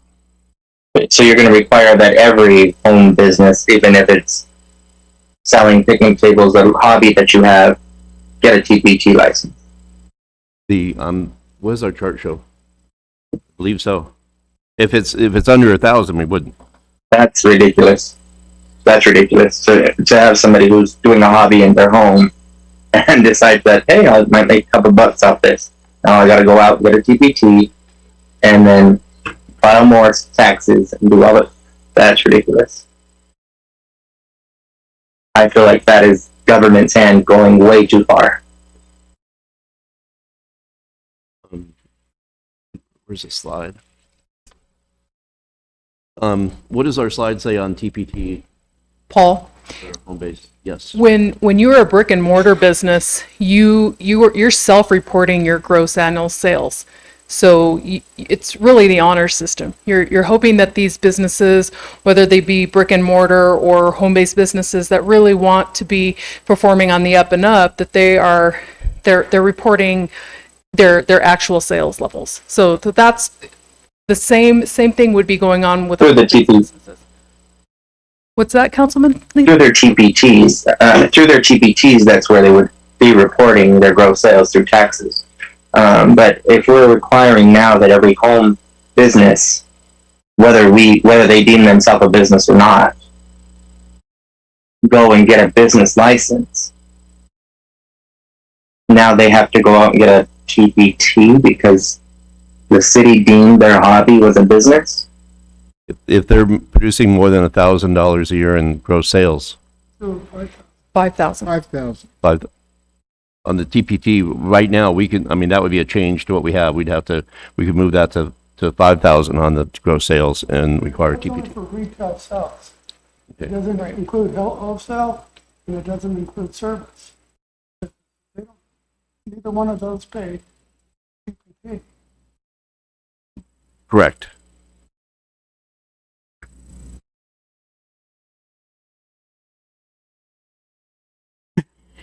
Okay, I just have a hard time swallowing that to make somebody go and get involved with federal government because of their hobby. But okay, we'll deal with this whenever it comes back, I guess. Like a weak topic just by itself. I think, Yeah. I think we need to move on, but I think I need to educate myself on I would love to sit down and with Chris and Linda and find out what all the breakdown is of everything before I even decide on it, because I don't really know. I would like to be there as well, Mayor. Meeting and, I don't know. It's a big discussion. I think we need to understand it more. I need to understand it more. I don't know if any of us. So, Mr. Mayor, then we can just sit down and have one-on-one conversations with Chris and Linda with individual council members before we bring this back. Do we need a motion to table this then? It's is it presentation or is it, yeah, it would be a motion to table. New business. Yeah. Yeah. So motion to table. Bring back next council meeting. Table it or to move forward to the next meeting? I would say table. Motion to table. Motion to table.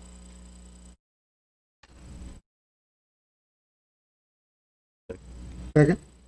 A motion, a second to table this You're all right item. if we stare at each other. Is there any further discussion? All those in favor say aye. Aye.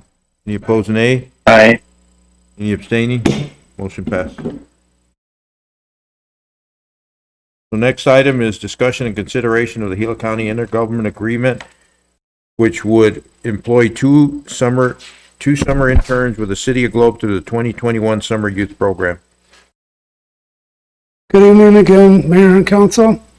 I believe this will be the third year in a row that we're going to do the summer youth program thing. We'll bring on there's two summer interns. And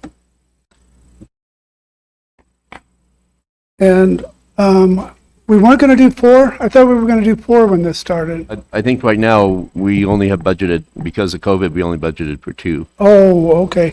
So, so it's the same program through the county that we've done before.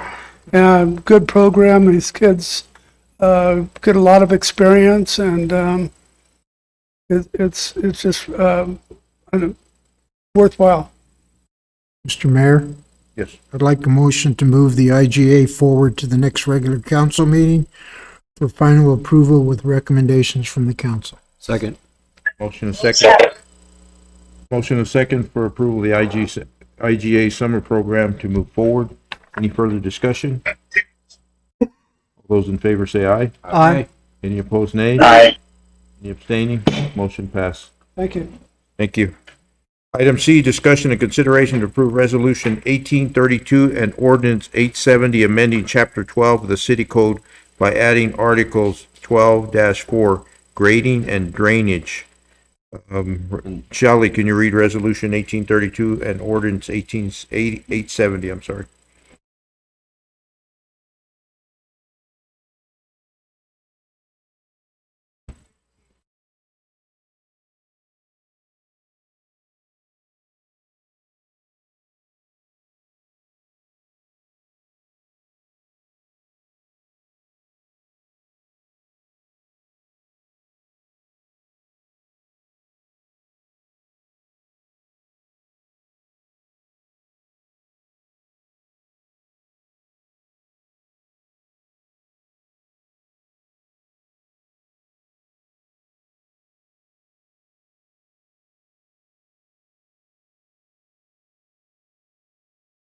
Yes.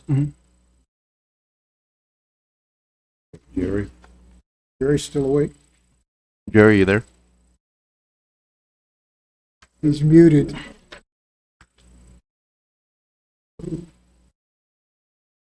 How about that? Mayor and Council, this item is to change our code to warrant permits for grading and drainage to protect the city stormwater system, and also to protect individual property owners. The requirement changes our code to require certain compaction levels and certain engineering levels to be submitted to the city for approval. Then I think it's May the 11th, on the next first meeting in May, we have fees scheduled to warrant these permits as well. So basically, the city doesn't have any way to control this right now, and this is what we're asking for. Ready? Thank you, Mayor. Jerry, you know, where we live, obviously, you know, there's canyons and hills and valleys, and, you know, people buy properties and they want to fill them in so they can level their lot. And I see this everywhere, you know, they just bring in fill from a project from somebody else is doing some subgrading or wherever they might find fill to kind of level their lot. How does this apply to something like that? Well, the city right now has a couple of ways of making sure that doesn't happen right now. Is we have the floodplain ordinance, which doesn't allow an individual to obstruct the waterway in any way. And we also have a no dumping ordinance as well. So we've been utilizing that. It's not the best application for those instances you talked about. What it does is it makes them give us a permit or give us a site layout of the property, of the work they're going to do, and we make sure that the drainage is not impairing their neighbors or the city, and they also make sure the compactive effort that's made, say, on a bank that's separating two property owners is done where it's not going to slide on them. So it gives us the ability to make sure that things are done properly within the city. Did that answer your question? Yes, thank you. Jerry, and I guess following up a little bit with what Freddie said too, then if somebody is filling in their land with dirt, people are just dumping, that's going to take compaction, even though it's not affecting the waterway then, right? Yeah, it's for instance, I think the Hilltop, we worked on that. I mean, right now, the mitigation that we have for something like that is to make them remove everything. And we don't really have a process and that this will give us, but and to make sure it's permitted. But for something like that, we would want to make sure that the compactive effort, and I think you and I talked about it once before, benching those levels with compaction all the way up will keep them from sliding. If you just dump things over, you create a slip plane where it's least compacted, to where you could a good rain would take it all the way down to the bottom. So by compacting it as you put it in, that effort would be the same as the hill that's been there for 100 years. Mr. Mayor, members of council, we have a responsibility as that one neighbor doesn't take action that negatively impacts the property or the property value of another neighbor. Right now, we can only reactive to a violation, and then you're left with the conundrum of making them undo the work they've done. If we require a grading permit up above, we get to educate them. They get a document that the work they've done is proper and certified by the city engineer. It was to spec. It didn't, and it actually increases the value. The work they do increases the value because they can show that I went to the city and they're okay with this and this is done right. And then you get we don't get those phone calls from those neighbors saying, this guy is moving dirt, aren't you going to do anything about it? And we have to wait until it hits a threshold before we can do it reactively. So it gives us a chance and separate the fees. We can talk about the fees later. It's just the idea of You're a quick learner. Yeah. I don't know. Sometimes I think not. But it's about making sure that neighbors treat other neighbors, that we hold them all responsible so they don't impact them. But So threshold is, it affects drainage and or it requires compact. So if I'm not going to build anything and I have 5 acres of land out there and I want to move some dirt around, it's not affecting drainage, so I still need a permit.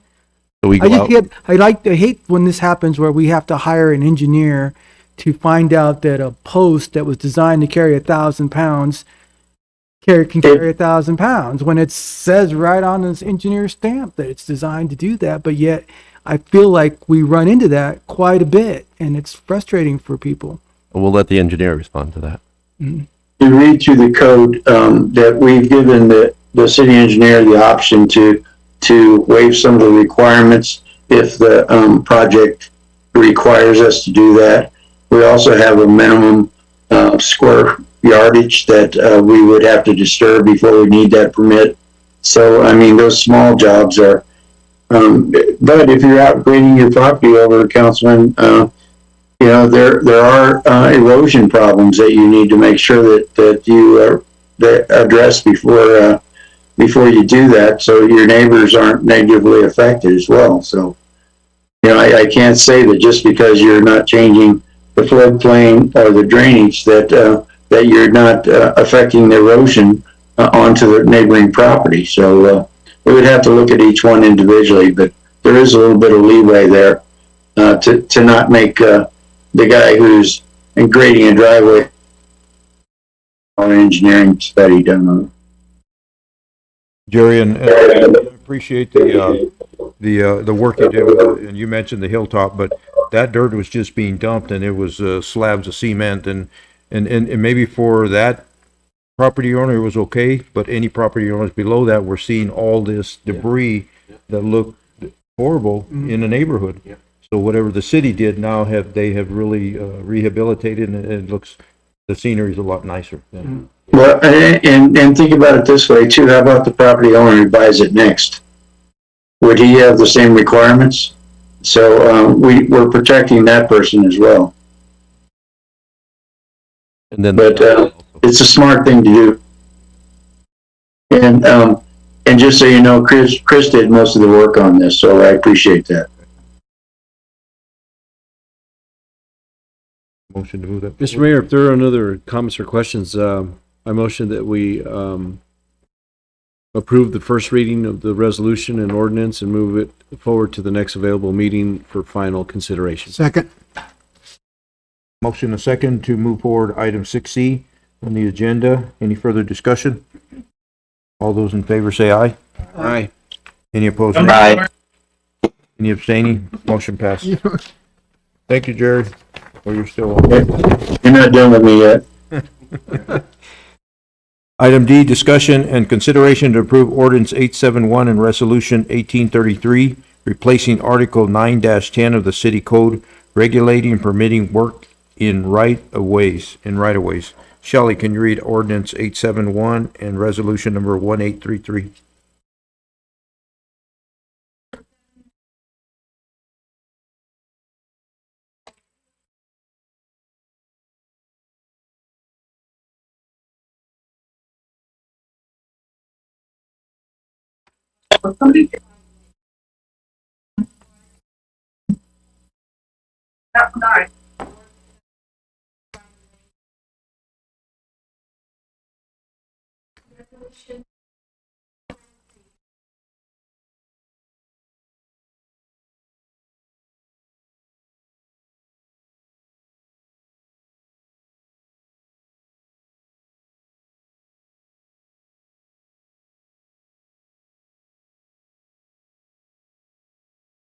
Yes. Yes.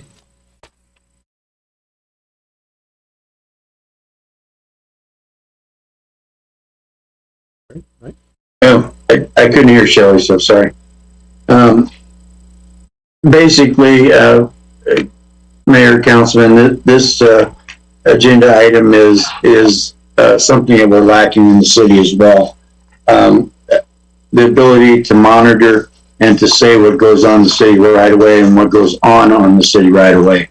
So if a person wants to sidewalk in front of his house, we have certain standards that we want them to meet. If they want to meet up driveway to our road, there's certain drainage standards we want to meet.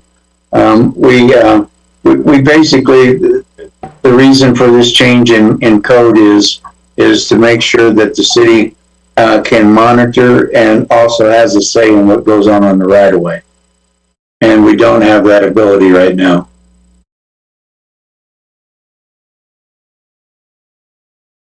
We can't enforce, I'm sorry, Mayor. No, go ahead. Thank you. We can't enforce city codes, or any kind of construction in city right of way. We don't have any teeth.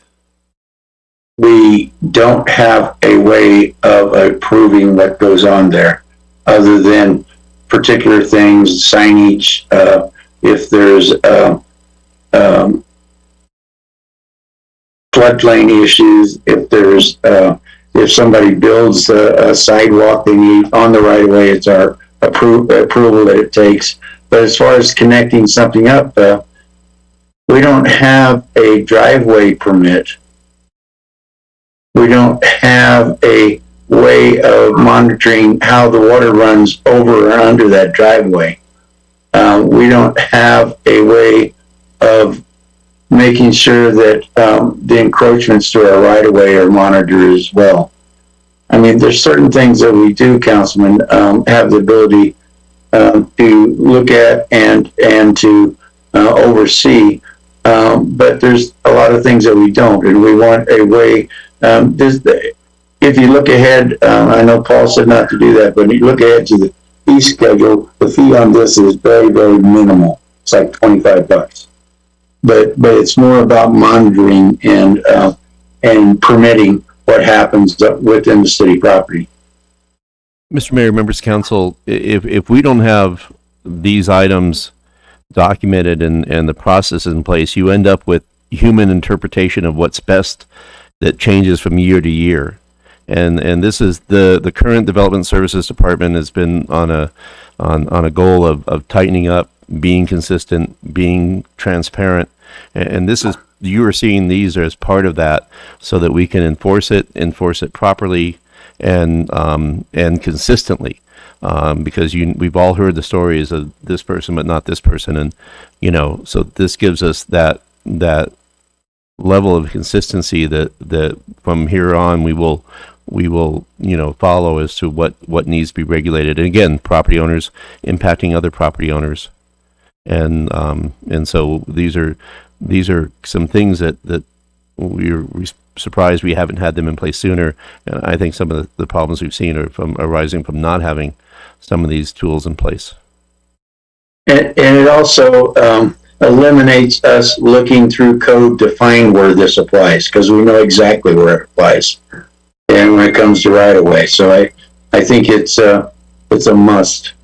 It's something that Paul and I've been pushing for a long time. So I appreciate Chris taking the effort to put this on paper.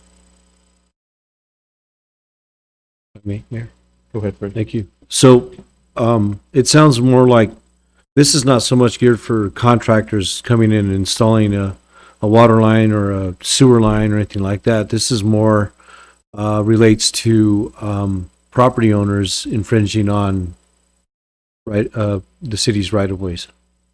Well, it could, Councilman. It could be a contractor who comes in and wants to put a water line on the back of our sidewalk where we still own. It makes sure that water line, and it might be a connection to the meter, that water line meets our standards on our city property.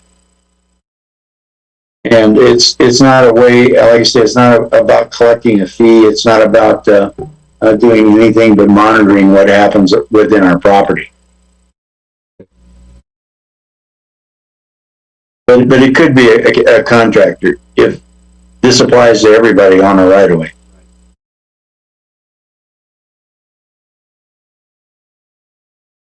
Okay. And you notice I threw the water line in there just for you. Yeah. Mr. Mayor, I would like to recommend that we approve the first reading of Resolution 1833 and Ordinance 871 and move forward to the next available meeting for final consideration. Second. Motion and second for approval of item 6D on the agenda. Any further discussion? All those in favor say aye. Aye. Any opposed? Aye. Nay. Any abstaining? Motion passed. Thank you, Council. Next, we have action item.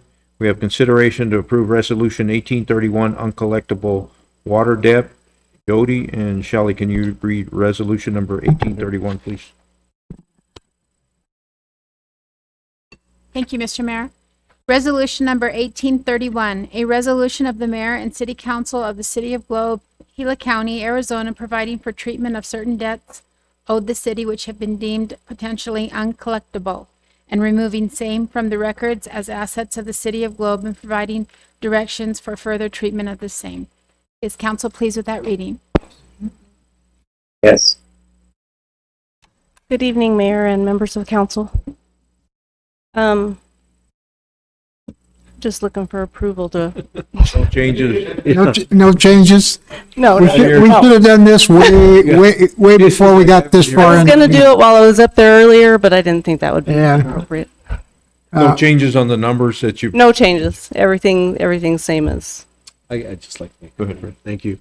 I just want to make a comment, you know, the time that I've been on council, you know, we do this annually and you know, I think if just off the top of my head, I think this is the lowest amount of uncollectible that I've seen in 5 years.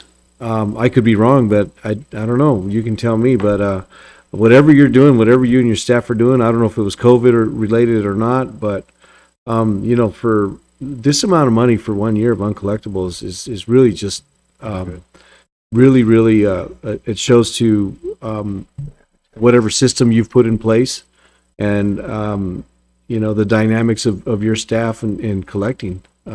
So good job. Thank Good job. you. I mean, this Thank is you really, to Megan and Ginger too. yeah. I don't know how you strong arm them, but you got it. If there's no other questions or comments, and Jody's been waiting here a long time, so. Yeah. I move that we approve resolution 1831 that would remove uncollectible water account debt in the amount of $3,946.63. I second it motion. Motion and second for approval of action item 7A. Any further discussion? All those in favor say aye. Aye. Any opposed, nay? Aye. Any abstaining? Motion passed. Thank you. Thank you, Jody. Waiting for. Yeah, late agenda items, any late agenda items? Call to the public, we have any other call to the publics at all? Wake up call. Yeah. Scheduling of meetings? Just a reminder that we have the meeting of the SAP meeting on the 19th, from I think 4 to 6 over at the hospital. And then on the 20th, we have a special budget meeting on Tuesday night at 6. 2 to 6? 2 to 6. 4 to 6. Oh, sorry. And that's at the hospital? Yep. Okay. And then on the 20th is budget? Budget, yes. And what time is that? Regular? Starting at 6 o'clock here. Holy mackerel. Any other? Nope. Well, for now, I think we have 2 more budget meetings coming up. Shelley, will you be putting some notices out? Definitely. Some calendar, maybe we can send some calendar Yeah. invites. nice What was to- it, the 19th again?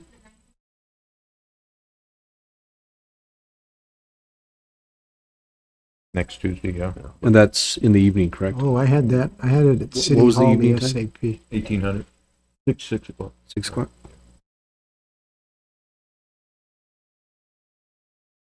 Yeah, the 19th is the one that really got my attention. Future agenda items? We have any future agenda items?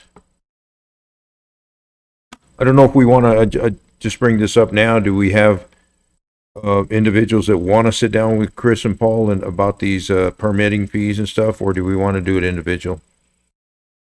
I know we have so many meetings going on in committees. Does anybody want to sit down and go through these and bring back a recommendation, or do we just want to move forward with individual conversations? If I can swing it, I'd like to learn more about it. I would like to learn more about it as well. So, Mr. Mayor, members of council, let's take those 3 members and schedule one meeting with those 3 and have a sub-quorum number, and then That would be good, and have them come back. And we won't have to name it a thing. I think it's a one-time meeting. Okay. We'll do it that way. We'll appoint Freddie, Fernando, and Jesse to that subcommittee. Yippee.